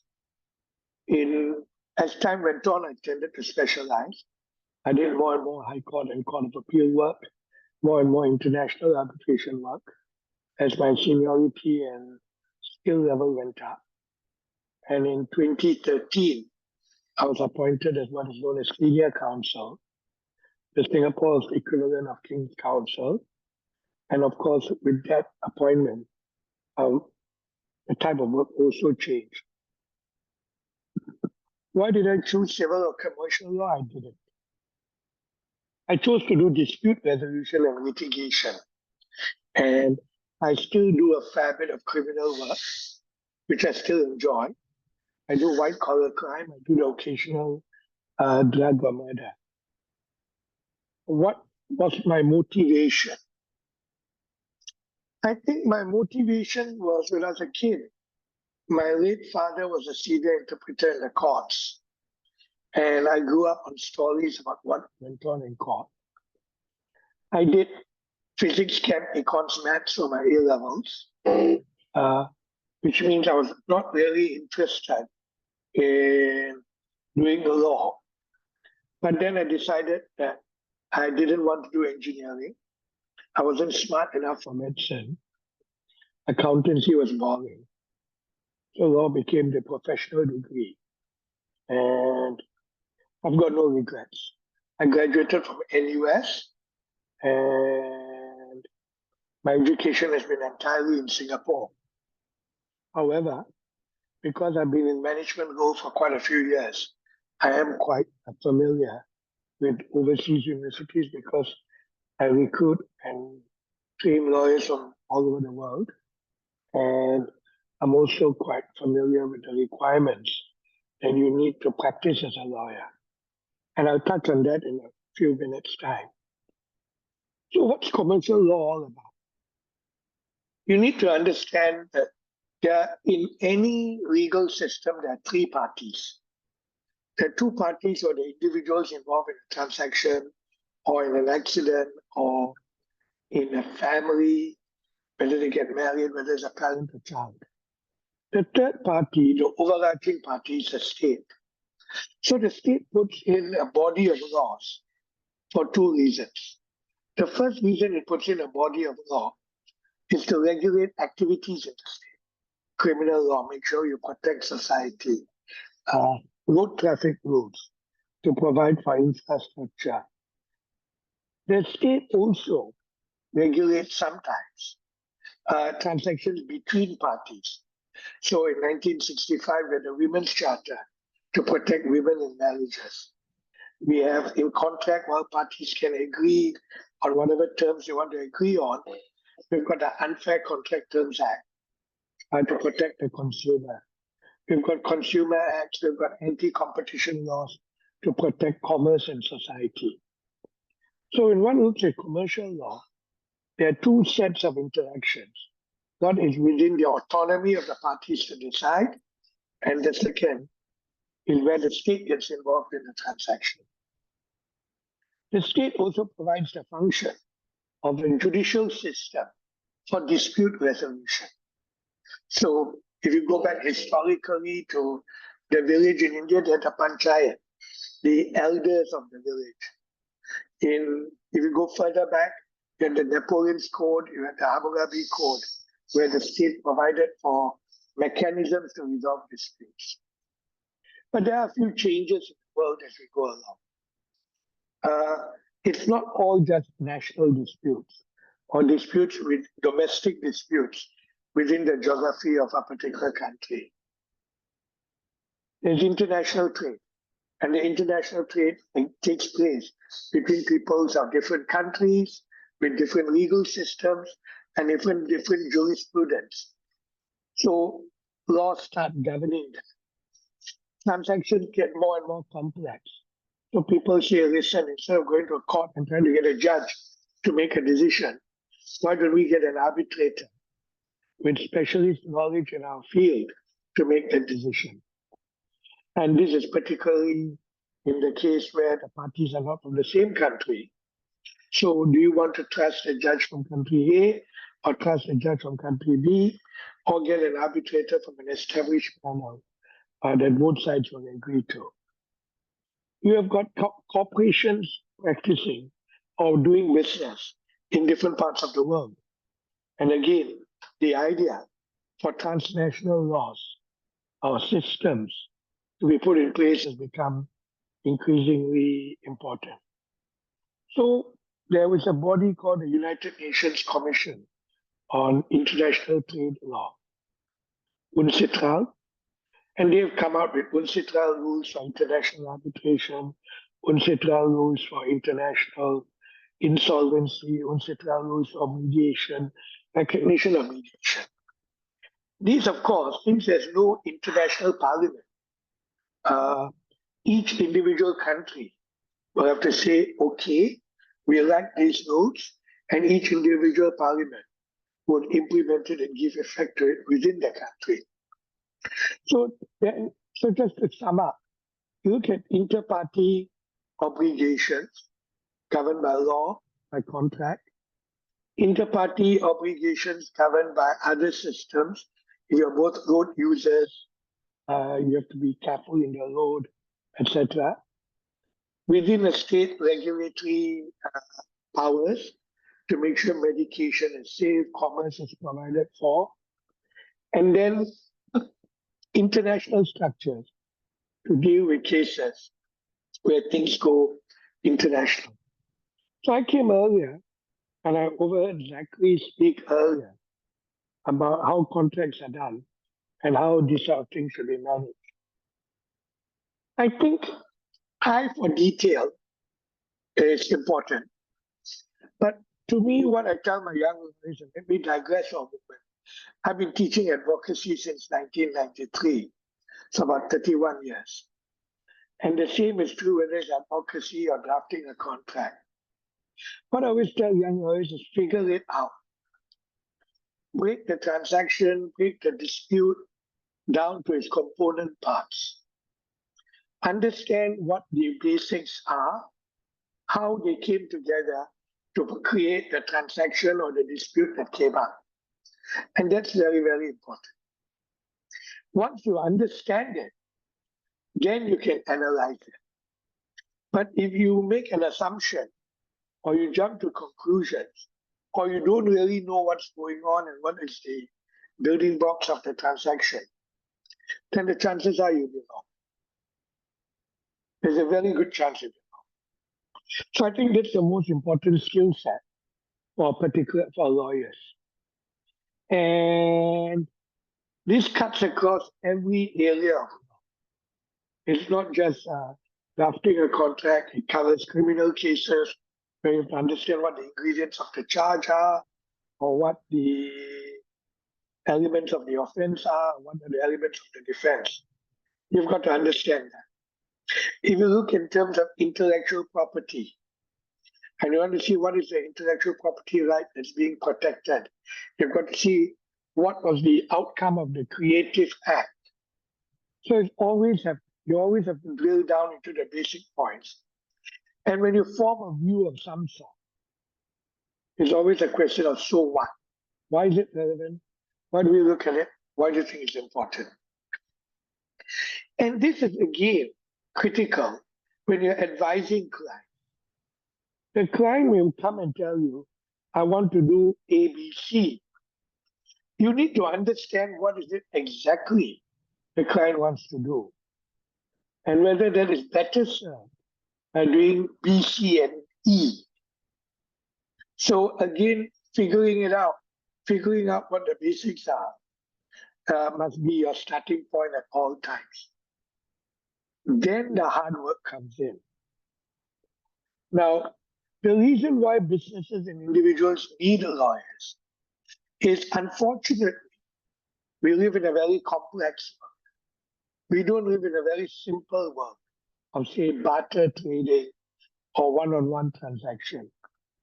And in a complex world, and in complex transactions, you first have the rules of the transactions that are needed to govern it. And second, what will happen if things don't work? And this is where the law, things like statutory presumptions, implied terms, presumptions.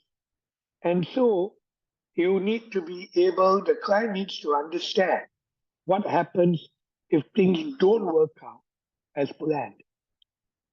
But the lawyer is always faced with this difficulty. At the time of drafting, you want to cover every possible angle. But that very act of covering every possible angle, including things that are very unlikely, will jam up the transaction rather than making it happen. But on the other hand, if you don't provide for these contingencies, and they do happen, and you go into the dispute stage, then you come into an issue which the parties have not provided for. Now, I would like to just move into two other areas. The first area I'd like to move on to is alternative dispute resolution. So I touched earlier why in some types of contracts, transnational contracts or specialist contracts, parties prefer to go to arbitration, where you choose who the judge or judges is going to be.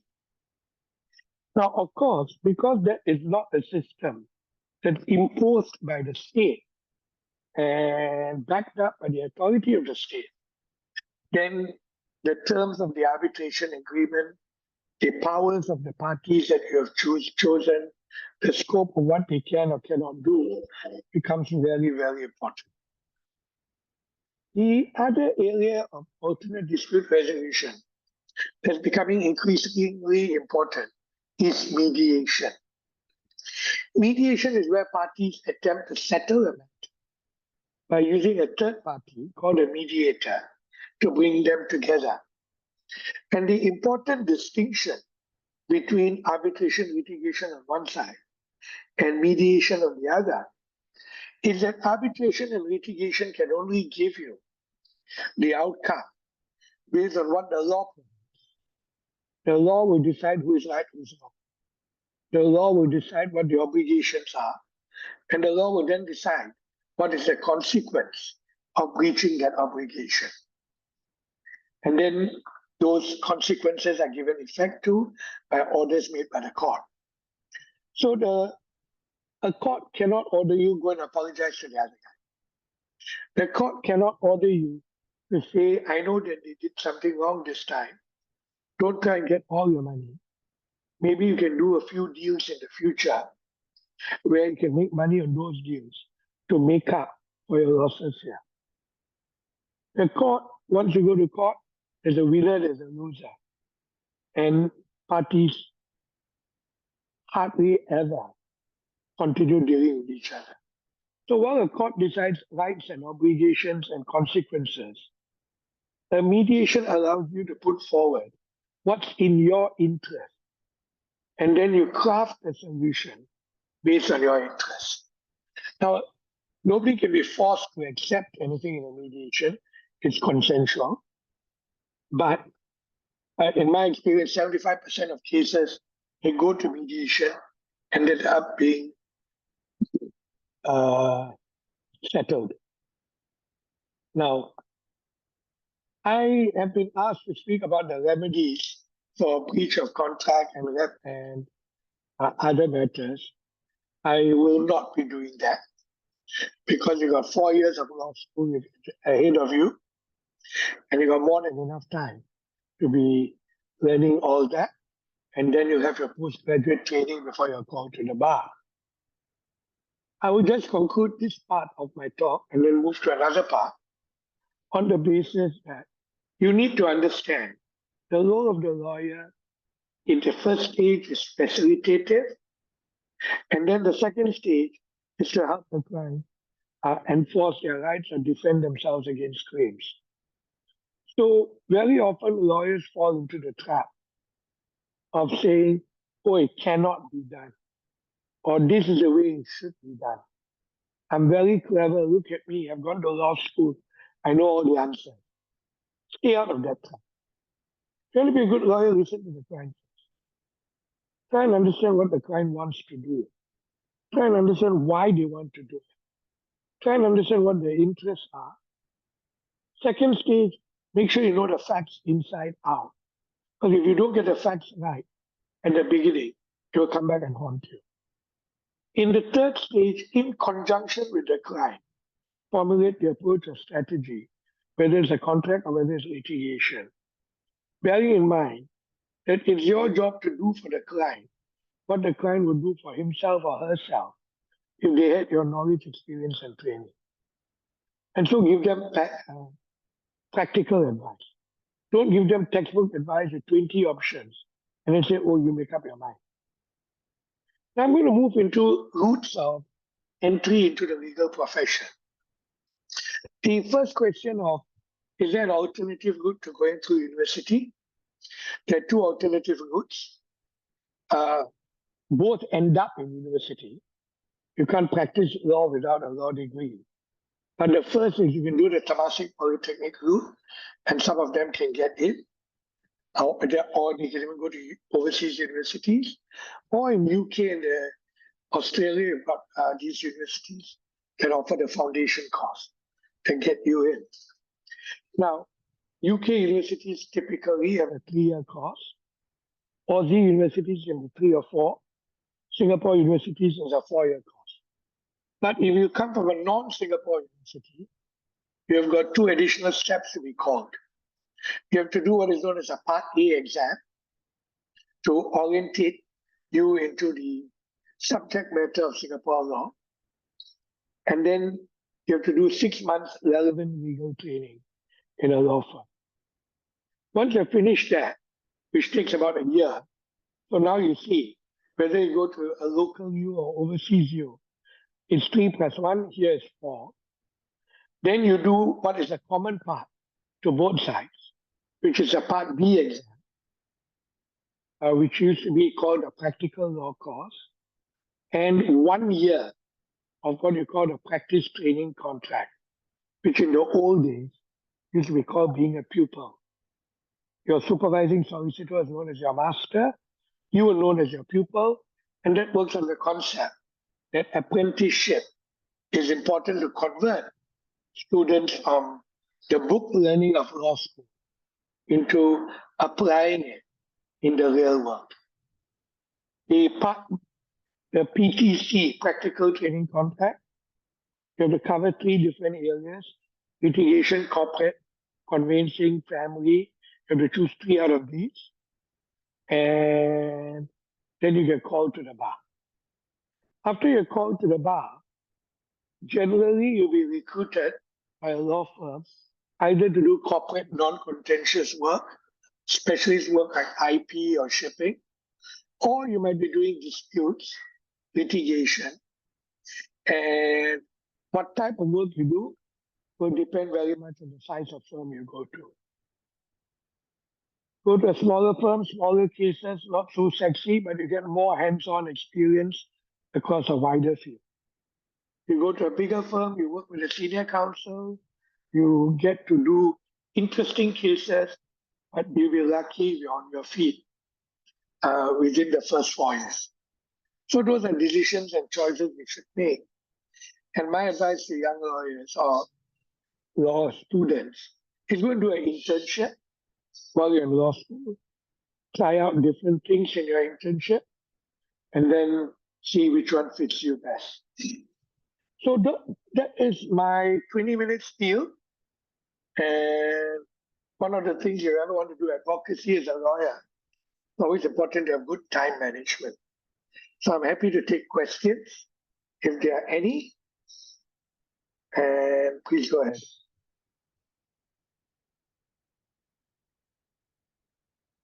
Okay, I've got a question from Aisha.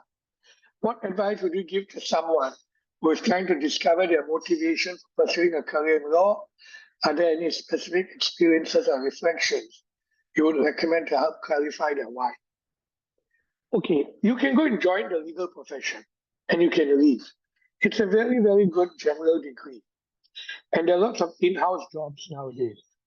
As processes get more complicated, what you will find is people don't engage outside lawyers as much as they have somebody within the organization. I think the key thing is, what are your other options? And if you don't have a clear option, I would say law is certainly a good option to do. I know lawyers from law have gone into technology, banking, startups, entrepreneurs. So the courses that you choose in law school can give you that wider approach. Next question about between overseas and local route, as I've said. Generally, the overseas degree is 1 year shorter, but then you have to do your Part A and your relevant legal training. That makes it up for the 1 year. While if you do it in a Singapore university, it's 4 + 1. The overseas university is 3 + 1 + 1. And that comes in as a balancing up. Some people like to do work in an overseas university because they want to keep the option open of being called or admitted as a solicitor in an overseas jurisdiction. So as things become more transnational, and you'll be dealing with contracts that will be subject to English law. So it might make sense to be English qualified. But even if you're a Singapore graduate, you can sit for the English solicitor's exam once you're in practice and still be qualified. So I don't think there's much of a difference. The advantage of going to a local university is you have lots of classmates who will be practicing in Singapore. So if you study overseas, my second son studied in UK University of Durham. He did not have that many friends when he came back. But of course, that changes when you do your Part B, your RLT, and while you're in practice. But there is some advantage. The other advantage of going to a local university, assuming you were sociable and interacted with students of other faculties, is that when you are practicing, it's easier to get work because your friends would be in banks, in technology companies, etc. While if you're overseas, your friends are likely not to be in Singapore. Do you get paid less if you work in a bigger firm? No, generally, you get paid more in a bigger firm. You work much harder. I like to give this analogy to my juniors. To get a deep hole, there are two ways of doing it. You can start with a very wide, shallow hole, and then certain parts get deeper and deeper and deeper as time goes on. That was my career route. I did everything, not only just litigation, even non-litigation. As the years went on, I got better at litigation. As the years went on, I got better at certain types of litigation. If you go to a large firm, they will throw you into a specialized area very quickly. They charge the clients more, and so they recover more money. But you are likely to have less hands-on. I think it's a choice that you have to make. My ideal candidate is somebody who has worked in a large firm for 2-3 years, has got the discipline and gone through the suffering, and then works for me for 3-4 years, where I widen the scope. The only problem with that is all the young people I work with don't have the patience to say, okay, it's going to take me 5-6 years before I become a half-decent lawyer. So let's see how it goes for each of you. What's the purpose of a master's? Don't do a master's immediately after you graduate. Do a master's about after 2-3 years of what you do. It will help you if you've got an interest in a specialist area where a master's help.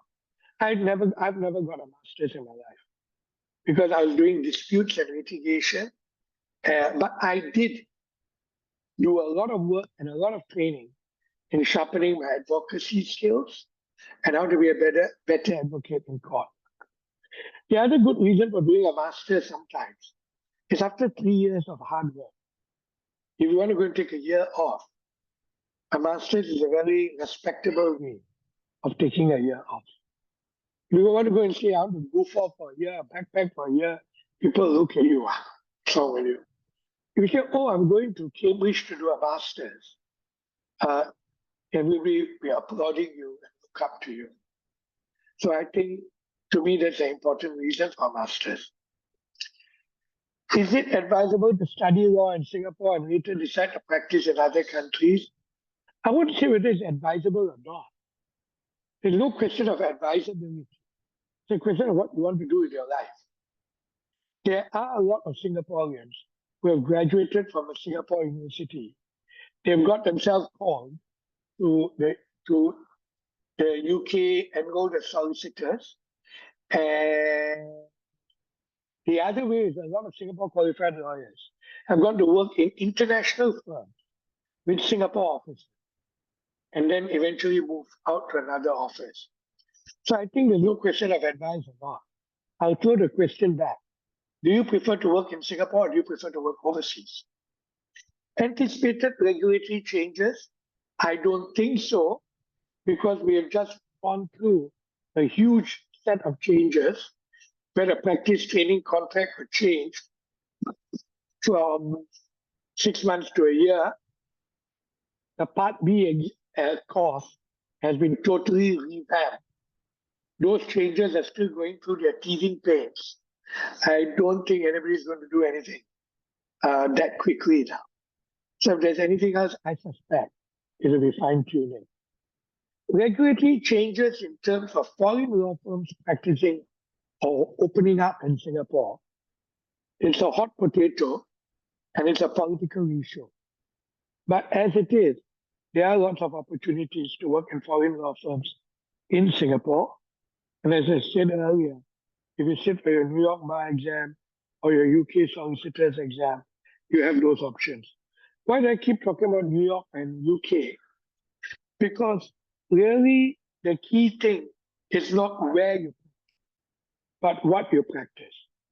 And international contracts tend to be either the contract of the country where the contract is being performed, or the default position is UK, US, increasingly Singapore.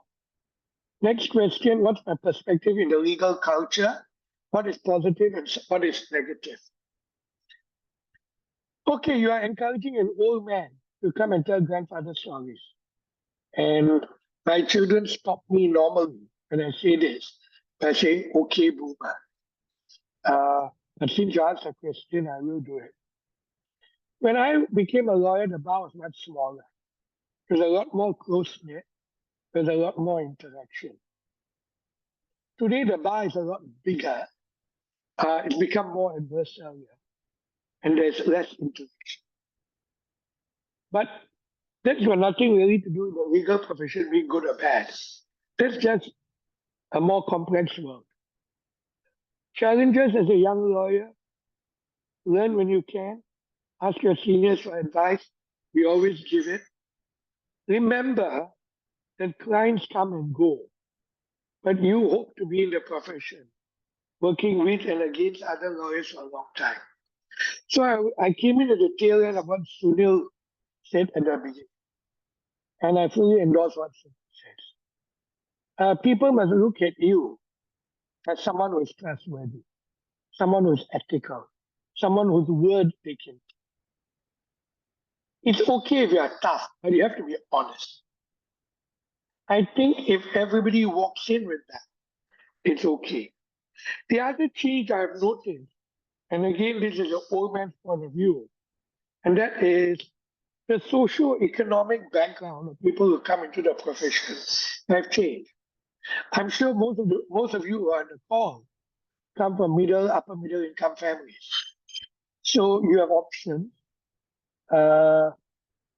I won't make the Gen X, Gen Y, Gen Z comparison. I've also got some young lawyers who are barely older than you, who are wonderful. I think we need to adjust to each other. The bosses need to understand the way the young ones think. The young one needs to understand the way some of us think.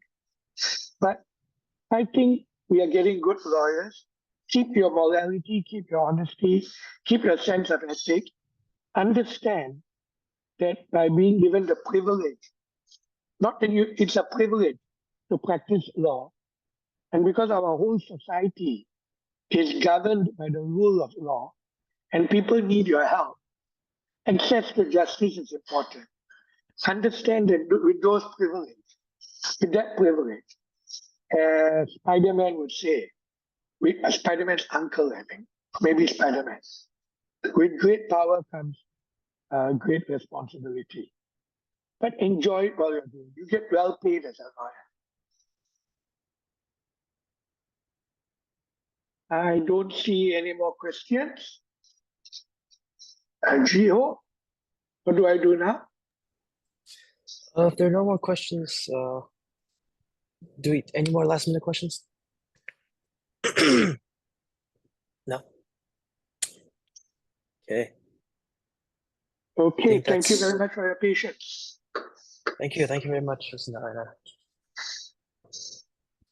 All right. Okay, I think that was our last speaker. Thank you again for joining. Just to close off, I want to take a moment to thank all of you for coming to our inaugural event. It has taken us a lot of time and effort trying to gather all our speakers, seeing at our advertisement emails, doing all the logistics for today. And so I'm really, really thankful for all of you to join. And again, I'm deeply grateful to our speakers who shared a great, great, insightful, and personal stories with us today. And to all of you guys who came here today, I hope you're leaving today with some new knowledge and a fresh perspective to maybe hopefully give you a new spark of inspiration. And whether you're interested in criminal law, corporate law, or finding your new path, I hope that you take the lessons that you've learned here today, apply it in your future. And I know that some of you aren't in the final stages of your JC or Poly-Uni. I know that there are a couple of secondary school students in there as well. And I hope that you also have a long, bright future ahead of you. And again, thank you so much for coming here. And before we log off, it'd be great if you guys could fill in a quick survey for us and give us some feedback, what we've done correct, what we might have done not well. And the Open Gavel will be doing more projects in the future. This isn't our one and only, it's not a one-off. We hopefully will expand to different areas of law. So we'll be doing a mock trial, hopefully sometime mid-2025. And then we'll hopefully hold more of these law conferences in the near future. Yeah, as well. So if you guys fill out the form in the chat, you can do that in your own time. It'd be great to get any feedback you can. But other than that, thank you so much for joining. I hope you have a good day and apply whatever you learned today for your future education. Thank you. Yeah, thanks everyone for joining. Have a great day, everyone.